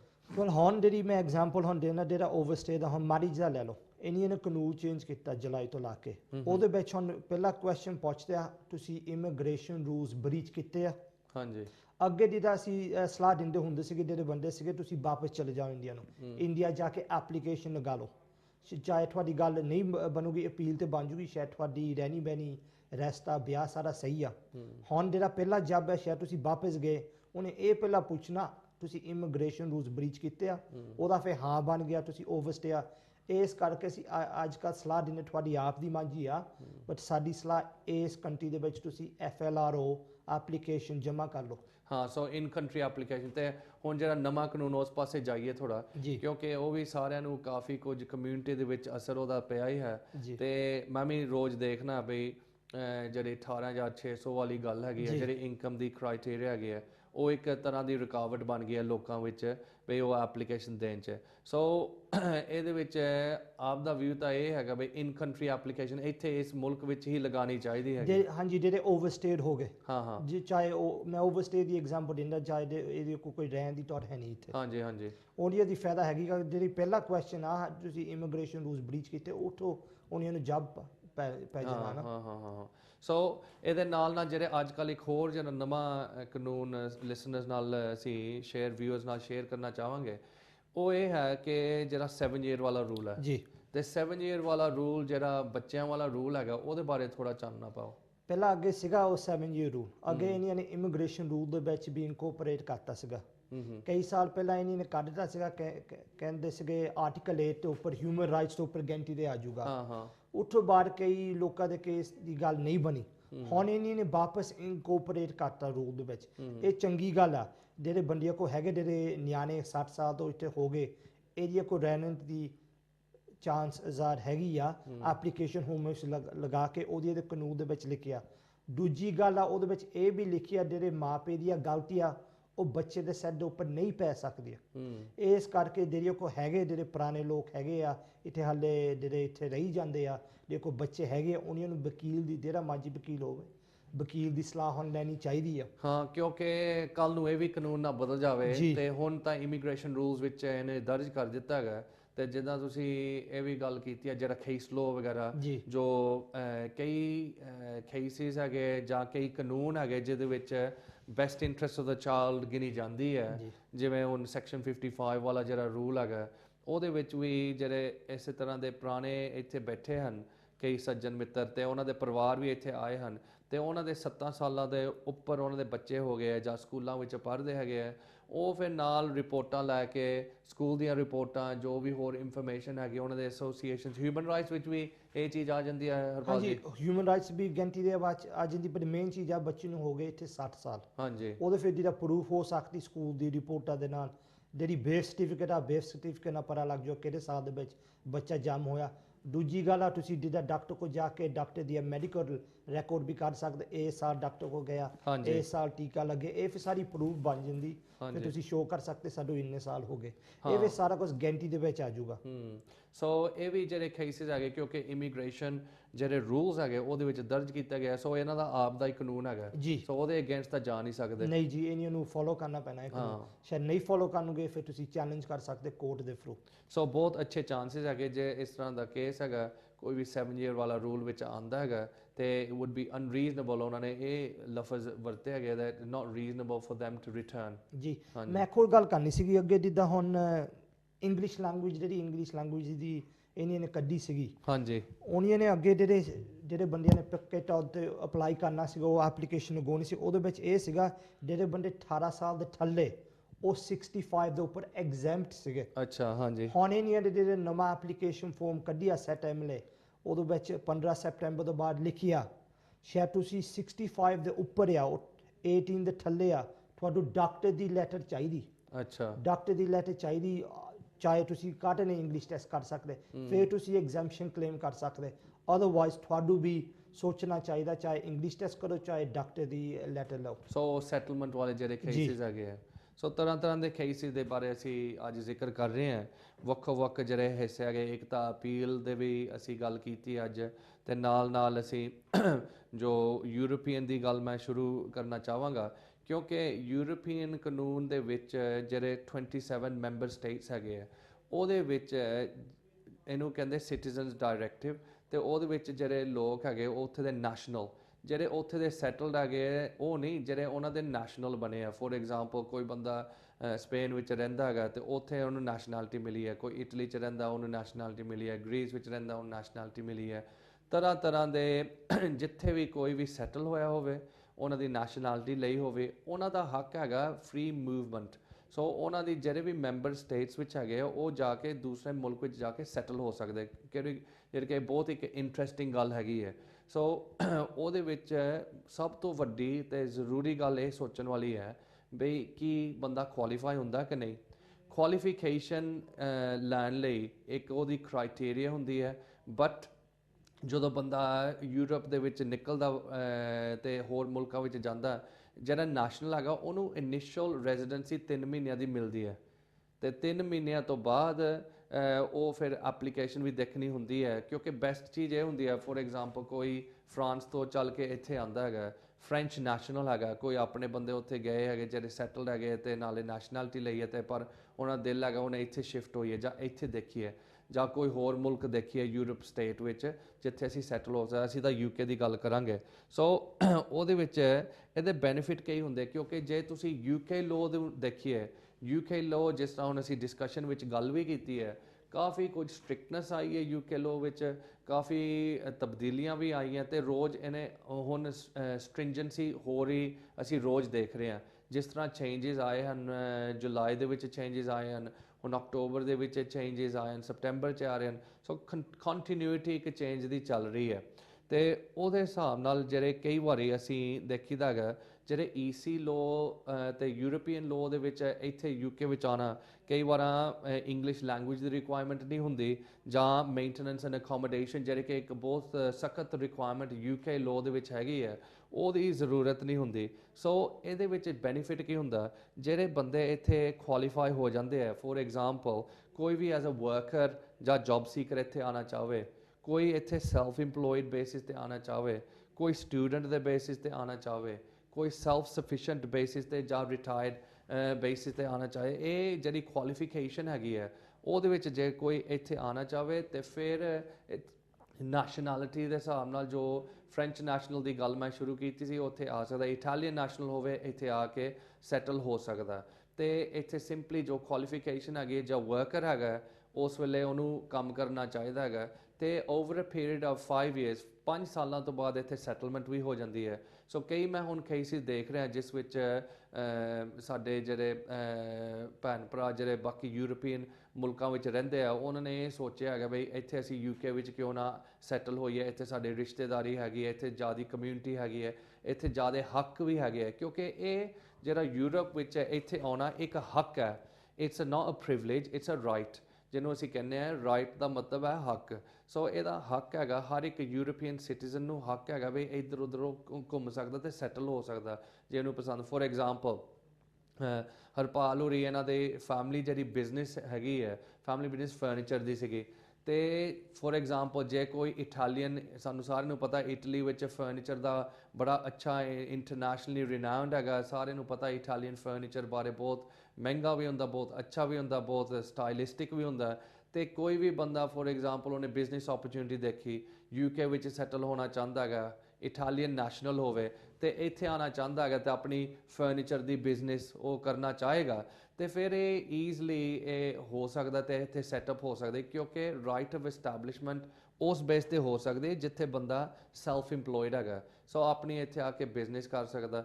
ਤੇ ਜਿਹੜੀ 5 ਸਾਲ ਵਾਲਾ ਰੂਟ ਹੈਗਾ ਇੱਥੇ ਪਰਮਾਨੈਂਟ ਰੈਜ਼ੀਡੈਂਸੀ ਲੈਣ ਲਈ, ਉਹ ਵੀ ਈਵਨ ਜੇ ਤੁਸੀਂ ਕੰਟੀਨਿਊਟੀ ਵਿੱਚ ਇੱਥੇ ਰਹੇ ਨਹੀਂ, ਕਈ ਵਾਰੀ ਇੱਕ ਜਿਹੜੇ ਬਾਕੀ ਇੱਥੇ ਰੂਲ ਹੈਗੇ ਰੈਜ਼ੀਡੈਂਸੀ ਦੇ, ਕੰਟੀਨਿਊਟੀ ਚਾਹੀਦੀ ਹੈ, ਦੇਰ ਲਈ ਇੱਥੇ ਰਹਿਣਾ ਚਾਹੀਦਾ ਹੈਗਾ ਤੇ ਬਾਹਰ ਨਹੀਂ ਜਾਣਾ ਚਾਹੀਦਾ, ਉਹ ਰੂਲ ਇਸ ਵਿੱਚ ਜਿਹੜਾ ਯੂਰਪੀਅਨ ਲਾਅ ਹੈਗਾ ਉਹਦੇ ਵਿੱਚ ਨਹੀਂ ਲਾਗੂ ਹੁੰਦਾ। ਸੋ ਇੱਦਾਂ ਦੇ ਕਈ ਜਿਹੜੇ ਨਾ ਬਰੀਕੀ ਵਿੱਚ ਜਦੋਂ ਤੁਸੀਂ ਜਾਂਦੇ ਹੋ ਤੇ ਇਸ ਚੀਜ਼ ਨੂੰ ਐਕਸਪੀਰੀਅੰਸ ਕਰਦੇ ਹੋ, ਦੇਖਦੇ ਹੋ, ਤੇ ਫਿਰ ਕਈ ਓਪਰਚੁਨਿਟੀਜ਼ ਹੁੰਦੇ ਤੇ ਖਾਸ ਕਰਕੇ ਜਿਹੜੇ ਸਾਡੇ ਯੂਰਪ ਦੇ ਸੱਜਣ ਸੁਣ ਰਹੇ ਆ ਉਹਨਾਂ ਲਈ ਤੇ ਈਵਨ ਅਸੀਂ ਸੋਚਾਂਗੇ ਜੇ ਅਸੀਂ ਯੂਰਪ ਤੋਂ ਇੱਥੇ ਆਣਾ ਹੋਵੇ ਤੇ ਫਿਰ ਫੈਮਿਲੀ ਦਾ ਕੀ ਬਣੇਗਾ। ਜਿਹੜਾ ਯੂਰਪੀਅਨ ਸਿਟੀਜ਼ਨ ਹੈਗਾ ਉਹ ਤਾਂ ਆਟੋਮੈਟਿਕਲੀ ਉਹਦੇ ਸਿਟੀਜ਼ਨਸ਼ਿਪ ਰਾਈਟਸ ਇੱਥੇ ਹੈਗੇ ਆ ਤੇ ਇੱਥੇ ਆ ਕੇ ਸੈਟਲ ਹੋ ਸਕਦਾ ਇੱਥੇ ਐਜ਼ ਲੌਂਗ ਐਜ਼ ਕੁਆਲੀਫਾਈਡ ਹੋਵੇ, ਜਿਹੜੇ ਕੈਟਾਗਰੀਜ਼ ਮੈਂ ਜ਼ਿਕਰ ਕੀਤਾ ਹੈਗਾ ਆਲਰੇਡੀ। ਤੇ ਉਸ ਤੋਂ ਇਲਾਵਾ ਫੋਰ ਐਗਜ਼ਾਮਪਲ ਕਈ ਅਸੀਂ ਕੇਸ ਦੇਖੀਦੇ ਹੈਗੇ ਜਿਸ ਵਿੱਚ ਫੈਮਿਲੀ ਮੈਂਬਰਸ ਵੀ ਹੁੰਦੇ ਆ, ਜਿੱਦਾਂ ਤੁਸੀਂ ਲਗਾ ਲਓ ਸਪਾਊਸ ਹੋ ਗਿਆ ਤੇ ਬੱਚੇ ਹੋ ਗਏ ਜਾਂ ਗ੍ਰੈਂਡ ਪੇਰੈਂਟਸ ਹੋ ਗਏ। ਸੋ ਐਜ਼ ਫੈਮਿਲੀ ਮੈਂਬਰ ਇਹ ਵੀ ਯੂਰਪੀਅਨ ਕਾਨੂੰਨ ਦੇ ਵਿੱਚ ਹੱਕ ਹੈਗਾ ਤੇ ਉਹਨਾਂ ਨੂੰ ਤੁਸੀਂ ਮੰਗਾ ਸਕਦੇ। ਕਈ ਵਾਰੀ ਅਸੀਂ ਨੇ ਇਹ ਦੇਖੀਦਾ ਕਿ ਯੂਰਪ ਦੇ ਜਿਹੜੇ ਨੈਸ਼ਨਲਸ ਹੈਗੇ ਇੱਥੇ ਆ ਕੇ ਸੈਟਲ ਹੋ ਜਾਂਦੇ ਆ ਤੇ ਫਿਰ ਉਹਨਾਂ ਦੀ ਵਾਈਫ ਪਿੱਛੇ ਹੁੰਦੇ ਇੰਡੀਆ ਹੁੰਦੇ ਆ, ਜਾਂ ਉਹਨਾਂ ਦੇ ਪੇਰੈਂਟਸ ਵੀ ਪਿੱਛੇ ਹੁੰਦੇ ਹੈਗੇ ਆ, ਜਾਂ ਉਹਨਾਂ ਦੇ ਬੱਚੇ ਵੀ ਪਿੱਛੇ ਹੁੰਦੇ ਆ। ਅੰਡਰ ਯੂਰਪੀਅਨ ਲੋ ਜਦੋਂ ਤੁਸੀਂ ਇੱਥੇ ਐਸਟੈਬਲਿਸ਼ ਹੋ ਗਏ ਤੇ ਫਿਰ on the basis of family permit ਤੁਸੀਂ ਉਹਨਾਂ ਨੂੰ ਇੱਥੇ ਮੰਗਾ ਸਕਦੇ ਹੋ ਤੇ ਉਹਨਾਂ ਨੂੰ ਵੀ ਇੱਕ 5 ਸਾਲ ਦਾ ਇੱਥੇ ਇਜਾਜ਼ਤ ਮਿਲਦੀ ਹੈ। ਸਿੰਪਲੀ ਉਹਨਾਂ ਨੂੰ ਪ੍ਰੂਵ ਕਰਨਾ ਹੁੰਦਾ। ਇੱਕ ਹੋਰ ਚੀਜ਼ ਇੱਥੇ ਆਉਂਦੀ ਹੈ ਵੀ ਐਪਲੀਕੇਸ਼ਨ ਵੀ ਫ੍ਰੀ ਹੈ, ਉਹਦੀ ਖਰਚਾ ਨਹੀਂ ਹੁੰਦਾ ਕੋਈ, ਮਤਲਬ ਤੁਸੀਂ ਜਿਹੜੀ ਆਮ ਤੌਰ ਤੇ ਗਵਰਨਮੈਂਟ ਫੀਸ ਇੱਥੇ ਬਹੁਤ ਜ਼ਿਆਦਾ ਹੁੰਦੀ ਹੈ ਕੋਈ ਵੀ ਐਪਲੀਕੇਸ਼ਨ ਲਗਾਉਣ ਲਈ, ਉਹਦੇ ਵਿੱਚ ਕੋਈ ਐਪਲੀਕੇਸ਼ਨ ਫੀਸ ਨਹੀਂ ਹੁੰਦੀ। ਸੋ ਇਹ ਜਿਹੜਾ ਬਰੋਡਲੀ ਜਿਹੜਾ ਯੂਰਪੀਅਨ ਦਾ ਵੀ ਹੈਗਾ, ਕਿਉਂਕਿ ਕਈ ਮੈਂ ਦੇਖਿਆ ਕਿ ਰਿਟਾਇਰਡ ਸੱਜਣ ਵੀ ਜਿਹੜੇ ਯੂਰਪ ਦੇ ਮੁਲਕ ਹੈਗੇ ਇੱਥੇ ਆ ਕੇ ਫਿਰ ਸੈਟਲਮੈਂਟ ਲੈ ਲੈਂਦੇ ਹੈ, ਕਈ ਵਾਰੀ ਫਿਰ ਬੈਨੀਫਿਟਸ ਵੀ ਲੱਗ ਜਾਂਦੇ, ਕਈ ਉਹਦੇ ਕਾਫੀ ਕੁਝ ਬੈਨੀਫਿਟਸ ਮਿਲਦੇ ਹੈਗੇ। ਸੋ ਇਹ ਇੱਕ ਜਿਹੜਾ ਯੂਰਪ ਦੀ ਗੱਲ ਹੈਗੀ ਹੈ ਤੇ ਹਰਪਾਲ ਜੀ ਵੀ ਇਹਦੇ ਵਿੱਚ ਕੁਝ ਐਡ ਕਰਨਾ ਚਾਹਣਗੇ। ਹਾਂਜੀ, ਜਿਹੜੇ ਸਪਾਊਸ ਦੀ ਗੱਲ ਤੁਸੀਂ ਕੀਤੀ ਸੀ ਉਹਨਾਂ ਨੂੰ ਇੰਗਲਿਸ਼ ਦੀ ਵੀ ਨਹੀਂ ਲੋੜ ਹੈ। ਹਾਂਜੀ, ਮੈਂ ਐਗਜ਼ਾਮਪਲ ਦੇਣਾ ਸੀ, ਤੁਸੀਂ ਹੁਣ ਫ੍ਰੈਂਚ ਨੈਸ਼ਨਲ ਲੈ ਲਓ ਹਾਂਜੀ ਤੇ ਮਮ ਡੈਡ ਉਹਨਾਂ ਨੇ ਨੈਸ਼ਨੈਲਿਟੀ ਲਈ ਨਹੀਂ, ਹਾਂਜੀ ਬਟ ਬੱਚੇ ਨੇ ਲੈਣੀ। ਹਾਂਜੀ। ਬੱਚਾ ਹੈਗਾ ਫ੍ਰੈਂਚ ਨੈਸ਼ਨਲ, ਉਹ ਹੈਗਾ 18 ਸਾਲਾਂ ਦੇ ਥੱਲੇ, ਇੱਥੇ ਆ ਸਕਦਾ, ਹਾਂਜੀ। ਇੱਥੇ ਪੜ੍ਹ ਸਕਦਾ। ਹਾਂਜੀ ਜਦੋਂ ਇਹ ਪੜ੍ਹਦਾ ਜਾਏ ਮਮ ਡੈਡ ਇਹ ਨਾਲ ਆ ਸਕਦੇ, ਉਹਨੂੰ ਅਕੰਪਨੀ ਕਰ ਸਕਦੇ। ਹਾਂ। ਉਹ ਫਿਰ ਇਹਦੀ ਇਹ ਹੱਕ ਹੈਗੀ ਉਹ ਜਿਹੜੇ ਬੱਚੇ ਨੂੰ ਜਿਹੜੇ ਫ੍ਰੈਂਚ ਨੈਸ਼ਨਲ ਨੂੰ ਇੱਥੇ ਪੜ੍ਹਨ ਨੇ, ਹਾਂ। ਉਹ ਸਟੂਡੈਂਟ ਦੇ ਤੌਰ ਤੇ ਵੀ ਆ ਸੋ ਸਕਦਾ। ਸਟੂਡੈਂਟ ਦੇ ਤੌਰ ਤੇ ਆ ਸਕਦਾ ਤੇ ਫਿਰ ਉਹਦੀ ਫੀਸਾਂ ਵਗੈਰਾ ਵੀ ਉਹਨੂੰ ਫੀਸਾਂ ਤਾਂ ਦੇਣੀਆਂ ਪੈਣੀਆਂ ਕਾਲਜ ਦੀਆਂ। ਹਾਂਜੀ ਹਾਂਜੀ ਉਹ ਯੂਨੀਵਰਸਿਟੀ ਉਹ ਜਿਹੜੀ ਜੋ ਸਕੂਲ ਦੀ ਆ, ਬਟ ਜਿਹੜੇ ਮਮ ਡੈਡ ਚਾਹੇ ਉਹਦੇ ਕੋਲ ਫ੍ਰੈਂਚ ਨੈਸ਼ਨੈਲਿਟੀ ਉਹ ਯੂਰਪੀਅਨ ਨੈਸ਼ਨੈਲਿਟੀ ਨਹੀਂ ਆ, ਹਾਂ। ਉਹ ਨਾਲ ਕੰਪਨੀ ਕਰ ਸਕਦੇ, ਉਹਦੇ ਨਾਲ ਰਹਿ ਵੀ ਸਕਦੇ ਇੱਥੇ। ਸੋ ਜਿਹੜਾ ਇਹ ਤੁਸੀਂ ਗੱਲ ਕਰ ਰਹੇ ਹੋ ਜਿਹੜੀ ਥਰਡ ਕੰਟਰੀ ਦੇ ਹੱਕ ਜੀ। ਹੈਗੇ ਆ, ਹਾਂਜੀ। ਸੋ ਉਹ ਵੀ ਇਹਦੇ ਨਾਲ ਸੰਬੰਧਿਤ ਗੱਲ ਹੈਗੀ ਜਿਹੜੀ ਯੂਰਪੀਅਨ ਦਾ ਕਾਨੂੰਨ ਹੈਗਾ। ਸੋ ਇਦਾਂ ਨਹੀਂ ਸਾਰਿਆਂ ਨੂੰ ਸੋਚਣਾ ਚਾਹੀਦਾ, ਸਾਰੇ ਫੈਮਿਲੀ ਮੈਂਬਰਾਂ ਨੂੰ ਯੂਰਪੀਅਨ ਨੈਸ਼ਨੈਲਿਟੀ ਚਾਹੀਦੀ ਆ। ਹਾਂਜੀ ਇੱਕ ਬੰਦੇ ਨੂੰ ਇਕੱਲੀ ਚਾਹੀਦੀ ਹੈ, ਦੂਜੀ ਫੈਮਿਲੀ ਮੈਂਬਰਸ ਅਕੰਪਨੀ ਕਰ ਸਕਦੇ। ਹਾਂਜੀ ਹਾਂਜੀ ਇਹਦਾ ਇਹ ਬੈਨੀਫਿਟ ਆ ਯੂਰਪੀਅਨ ਲੋ ਦਾ। ਤੇ ਕੋਈ ਹੋਰ ਜਿਹੜੀ ਪ੍ਰੈਸਿੰਗ ਕੋਈ ਅੱਜ ਕੱਲ੍ਹ ਜਿਹੜੀ ਕਚਹਿਰੀਆਂ ਵਿੱਚ ਗੱਲ ਚੱਲਦੀ ਹੈ ਜਾਂ ਕੋਈ ਵੱਡਾ ਚੇਂਜ ਹੋਇਆ ਹੋਵੇ ਤੇ ਜਿਹੜੇ ਤੁਹਾਡੇ ਜਿਹੜੇ, ਕਿਉਂਕਿ ਜੱਜਿਸ ਦੇ ਸਾਹਮਣੇ ਜਾਣਾ ਤੇ ਜੱਜਿਸ ਦਾ ਜੋ ਥਿੰਕਿੰਗ ਹੈਗੀ ਹੈ ਉਹ ਤੁਸੀਂ ਸਾਹਮਣੇ ਸਾਰੇ ਸਰੋਤਿਆਂ ਨੂੰ ਦੱਸ ਸਕਦੇ, ਵਿਊਅਰਸ ਨੂੰ ਦੱਸ ਸਕਦੇ ਹੋ। ਹੁਣ ਜੱਜੀ ਦੀ ਇਹ ਥਿੰਕਿੰਗ ਹੋ ਗਈ, ਹੁਣ ਕੋਟਾ ਦੇ ਹੁਣ ਕੇਸ ਆ ਲਾਪੇ ਦੇ 18,600 ਆ। ਅੱਛਾ। ਹੁਣ ਜਿਹੜੇ ਹੋਮ ਆਫਿਸ ਬਾਰੇ ਆ ਉਹ ਕਹਿੰਦੇ ਜਿਹੜੇ ਪੁਰਾਣੇ ਕੇਸ ਆ ਪੁਰਾਣੇ ਕਾਨੂੰਨ ਆ ਉਹ ਨਹੀਂ ਚੱਲਦੇ। ਹਾਂਜੀ। ਹੁਣ ਜਿਹੜਾ ਅਸੀਂ ਵਕੀਲ ਆ ਅਸੀਂ ਤਾਂ ਕਹਿਣਾ ਜਿਹੜੇ ਪੁਰਾਣੇ ਕੇਸ ਸੀਗੇ, court of appeal case, high court case, Begum Mumtaz ਇੱਦਾਂ ਦੇ ਕੇਸ ਸੀਗੇ। ਹਾਂਜੀ। ਉਹਦੇ ਵਿੱਚ ਇਹ ਸੀਗਾ ਕਿ ਆ ਜਿਹੜੀ ਤੁਹਾਡੀ ਮੇਨਟੇਨੈਂਸ ਲੈਵਲ ਸੀ ਉਹ ਸੀਗੀ ਜਿਹੜੇ ਬੰਦਾ ਹੈਗਾ ਸਟੇਟ ਬੈਨੀਫਿਟ ਦੇ ਉੱਪਰ, ਇਨਕਮ ਸਪੋਰਟ ਵਾਲਾ ਜੋ ਇਨਕਮ ਸਪੋਰਟ ਜੋ ਸਟੇਟ ਦਿੰਦੀ ਆ ਰਹਿਣੀ ਰੋਟੀ ਲਈ, ਉਹ ਇਨਫ ਆ ਸ਼ਾਇਦ ਬੰਦਾ ਦਿਖਾ ਸਕਦਾ ਸਪਾਊਸ ਲਈ। ਹਾਂਜੀ। ਹੁਣ ਇੱਦਾਂ ਦਾ ਚੱਕਰ ਇੱਦਾਂ ਦੇ ਹੁਣ ਰੋਲੀ ਚੱਲਦਾ ਕੇਸ ਕੋਰਟਾਂ ਦੇ ਵਿੱਚ, ਹੁਣ ਦੇਖੋ ਕੀ ਫੈਸਲਾ ਉਹਦਾ। ਹਾਂ, ਕਿਉਂਕਿ ਇਹ ਇੱਕ ਵੱਡੀ ਗੱਲ ਹੈਗੀ ਹੈ। ਨੈਚੁਰਲੀ ਜਿਹੜੀ 18,600 ਵਾਲੀ ਗੱਲ ਹੈ ਉਹਦੇ ਵਿੱਚ ਇੱਕ ਪ੍ਰੈਕਟੀਕਲ ਪ੍ਰੋਬਲਮ ਬਹੁਤ ਆਈ ਹੈ, ਕਿਉਂਕਿ ਮੈਜੋਰਿਟੀ ਕਮਿਊਨਿਟੀ ਜੋ ਪਾਰਟਿਕੂਲਰਲੀ ਵੈਸਟ ਮਿਡਲੈਂਡਸ ਦੀ ਕਮਿਊਨਿਟੀ, ਉਹਨਾਂ ਦੀ ਇਨਕਮ ਤਾਂ ਇਸ ਤੋਂ ਬਹੁਤ ਕਾਫੀ ਘੱਟ ਹੈਗੀ ਹੈ ਤੇ ਉਹਨੂੰ ਆਪਣੇ ਉਸ ਤੱਕ ਪਹੁੰਚਾਉਣਾ ਕਾਫੀ ਮੁਸ਼ਕਲ ਤੇ ਡਿਫਿਕਲਟੀਜ਼ ਆ ਰਹੇ ਹਨ। ਤੇ ਨੈਚੁਰਲੀ ਇਹਦੇ ਵਿੱਚ ਫਿਰ ਜੱਜਿਸ ਦੇ ਸਾਹਮਣੇ ਜਾ ਕੇ ਉਹਨਾਂ ਦੇ ਸੋ ਜੱਜਿਸ ਦੇ ਵਿਊ ਹੈਗੇ ਉਹ ਡਿਸਮਿਸ ਕਰ ਰਿਹਾ ਇਸ ਵੇਲੇ ਜਿਹੜੇ ਪੁਰਾਣੀ ਜੂਰਿਸਪ੍ਰੂਡੈਂਸ ਤੇ ਕੇਸ ਲੋ ਹੈਗੇ। ਹੁਣ ਮੈਂ ਫੈਸਲਾ ਕੀਤਾ, ਮੇਰੇ ਕੋਲ ਐਗਜ਼ਾਮਪਲ ਸੀਗਾ ਜਿਹੜੀ ਕੈਰ ਅਸਿਸਟੈਂਟ ਸੀਗੀ, ਹਾਂਜੀ, ਉਹਦੀ ਕੀਮਤ ਜਿਹੜੀ ਕੈਰ ਅਸਿਸਟੈਂਟ 14,000 ਸੀਗੀ। ਹਾਂਜੀ। ਮੈਂ ਹਿਊਮਨ ਰਾਈਟਸ ਤੇ ਆਰਗੂਮੈਂਟ ਕੀਤੀ ਆ, ਇੱਕ ਤਾਂ ਉਹਦੀ ਜੌਬ ਹੈਗੀ ਮੁਸ਼ਕਲ, ਸਿਆਣੀ ਬੰਦੀ ਦੀ ਦੇਖਭਾਲ ਵੀ ਕਰਨੀ ਆ, ਉਹ ਕੀ ਜੌਬ ਆ। ਦੂਜੇ ਪਾਸੇ ਉਹ ਚਾਹੁੰਦੀ ਉਹਦਾ ਹਸਬੈਂਡ ਨਾਲ ਆ ਜਾਵੇ, ਫਿਰ ਉਹਦੇ ਹਿਊਮਨ ਰਾਈਟਸ ਦੇ ਥਰੂ ਹੁਣ ਦੇਖੋ ਕਿ ਉਹਦਾ ਕੀ ਫੈਸਲਾ ਉਹਦਾ। ਪਰ ਜੱਜ ਸੈਮਨ ਸੀਗਾ, ਅੱਜ ਕੱਲ ਸਾਰਿਆਂ ਨੂੰ ਪਤਾ ਜੌਬ ਹੈ ਨਹੀਂ, ਇਕਨੋਮਿਕ ਕਲਾਈਮੇਟ ਵੀ ਹਾਰਡ ਆ, ਸੋ ਮੇਰੇ ਹਿਸਾਬ ਨਾਲ ਹਿਊਮਨ ਰਾਈਟਸ ਦੀ ਸਟਰੋਂਗ ਆਰਗੂਮੈਂਟ ਬਣੀ ਆ। ਹਾਂਜੀ ਹਾਂਜੀ। ਸੋ ਜਿਹੜੇ ਹੁਣ ਅੱਜ ਜਿਹੜੀ ਫਿਊਚਰ ਹੈਗੇ ਆ ਹਿਊਮਨ ਰਾਈਟਸ ਵਾਲੇ ਜਿਹੜੇ ਆਰਗੂਮੈਂਟਸ ਹੈਗੇ ਆ ਉਹੀ ਲਾਗੂ ਹੋਣੇ। ਹਾਂਜੀ, ਉਹ ਹੁਣ ਗਿਣਤੀ ਦੇ ਵਿੱਚ ਉਹਦੇ ਹੁਣ ਜਿਹੜੀ ਐਗਜ਼ਾਮਪਲ ਕਹਿ ਰਹੇ ਸੀ ਤੁਸੀਂ ਆਪ ਸੋਚੋ, ਕੈ ਹੋਮ ਦੇ ਵਿੱਚ ਕੰਮ ਕਰਦੀ ਹੈ, ਸਿਆਣੇ ਲੋਕ ਦੇ ਲੁੱਕ ਆਫਟਰ ਕਰਦੀ ਹੈ, ਸ਼ਾਇਦ ਇਹ ਵਾਪਸ ਚਲੇ ਜਾਵੇ ਜਿਹੜੇ ਮੌਕ ਨੂੰ ਇਹਦਾ ਹਸਬੈਂਡ ਗਿਆ, ਉਹ ਸਿਆਣੇ ਦੀ ਦੇਖਭਾਲ ਕਿਵੇਂ ਕਰਨੀ। ਪਰ ਜਿਹੜਾ ਇੱਕ ਐਗਜ਼ੈਂਪਸ਼ਨ ਵੀ ਹੈਗਾ ਹੈ, ਕਿਉਂਕਿ ਇੱਕ ਐਗਜ਼ੈਂਪਸ਼ਨ ਜਿਹੜਾ ਪੁਰਾਣਾ ਰੂਲ ਸੀ ਇਨਸਰਮਾਊਂਟੇਬਲ ਆਬਸਟੀਕਲਸ ਵਾਲਾ, ਤੇ ਉਹ ਵੀ ਇਹਨਾਂ ਕੇਸਿਸ ਵਿੱਚ ਲਾਗੂ ਨਹੀਂ ਹੋ ਸਕਦਾ ਤੇ ਹਿਊਮਨ ਰਾਈਟਸ ਦੀ ਆਰਗੂਮੈਂਟ ਬਣੇ। ਹਾਂਜੀ, ਉਹ ਤਾਂ ਆਰਗੂਮੈਂਟ ਆ। ਹੁਣ ਕੁਐਸਚਨਸ ਇਦਾਂ ਹੈਗੀ ਜਿਹੜੀ ਇਹ ਕੈਰ ਅਸਿਸਟੈਂਟ ਸੀਗੀ, ਜਿਹੜਾ ਇਹ ਕੁਐਸਚਨ ਗੁਰ ਕੇ ਜੱਜ ਦੇਖੋ ਇਜ਼ ਰੀਜ਼ਨੇਬਲ, ਉਹਲੇ ਰੀਜ਼ਨੇਬਲ ਆ ਵਾਪਸ ਜਾਣ ਲਈ ਹਸਬੈਂਡ ਦੇ ਨਾਲ ਰਹਿਣ ਲਈ। ਹਾਂਜੀ ਹਾਂਜੀ, ਉਹਦਾ ਆਨਸਰ ਮੈਂ ਕਿਹਾ ਨਹੀਂ, ਸਿਆਣੇ ਦੀ ਦੇਖਭਾਲ ਕਿਵੇਂ ਕਰਨੀ, ਇਹ ਤਾਂ ਕੋਈ ਇੱਥੇ ਕਾਰਿਆ ਕੈਸਟ ਆ। ਸੋ ਪਬਲਿਕ ਸਰਵੈਂਟ ਜਿਹੜੇ ਹੈਗੇ, ਸੋ ਮੇਰੇ ਖਿਆਲ ਅਸੀਂ ਹੁਣ ਕਾਫੀ ਕੁਝ ਪ੍ਰੋਗਰਾਮ ਵਿੱਚ ਹਾਸਲ ਕੀਤਾ ਹੈਗਾ, ਤੇ ਜਿਹੜੇ ਵੀ ਵਿਊਅਰਸ ਹਨ ਸਾਰਿਆਂ ਨੂੰ ਪਿਆਰ ਭਰੀ ਜੈ ਗੁਰਦੇਵ, ਕਿਉਂਕਿ ਮੇਰੇ ਖਿਆਲ ਸਮਾਂ ਆ ਗਿਆ ਜਿਸ ਵਿੱਚ ਅਸੀਂ ਹੁਣ ਆਪਣਾ ਪ੍ਰੋਗਰਾਮ ਹੁਣ ਖਤਮ ਹੀ ਕਰਨ ਲੱਗੇ ਹਾਂ, ਤੇ ਅੱਜ ਦਾ ਪ੍ਰੋਗਰਾਮ ਇੱਥੇ ਹੀ ਅਸੀਂ ਸਮਾਪਤ ਕਰਾਂਗੇ। ਤੇ ਸਭ ਜਿਹੜੇ ਵੀ ਯੂਰਪ 'ਚ ਵੀ ਤੇ UK 'ਚ ਵੀ ਸੰਗਤਾਂ ਸ਼ਰਵਣ ਕਰ ਰਹੀਆਂ, ਤੇ ਆਈ ਹੋਪ ਦੈਟ ਐਵਰੀਵਨਸ ਇੰਜੋਇਡ ਜਿਹੜੀ ਇਨਫੋਰਮੇਸ਼ਨ ਅੱਜ ਦੀ ਅਸੀਂ ਦੇ ਸਕੇ ਹਾਂ, ਤੇ ਫਿਰ ਅਸੀਂ ਆਪ ਜੀ ਦੀ ਸੇਵਾ ਵਿੱਚ ਜ਼ਰੂਰ ਹਾਜ਼ਰ ਹੋਵਾਂਗੇ, ਤੇ ਦੁਬਾਰਾ ਕਾਂਚੀ TV ਦੇ ਰੂਪ ਦੇ ਥਰੂ, ਇਸ ਫੋਰਮ ਦੇ ਥਰੂ ਅਸੀਂ ਆਪ ਸਭ ਤੱਕ ਆਪਣੀ ਗੱਲ ਰੱਖ ਸਕਾਂਗੇ। ਤੇ ਸਭ ਨੂੰ ਜੈ ਗੁਰਦੇਵ, ਸਤਿ ਸ਼੍ਰੀ ਅਕਾਲ। ਸਤਿ ਸ਼੍ਰੀ ਅਕਾਲ, ਨਮਸਤੇ ਜੀ।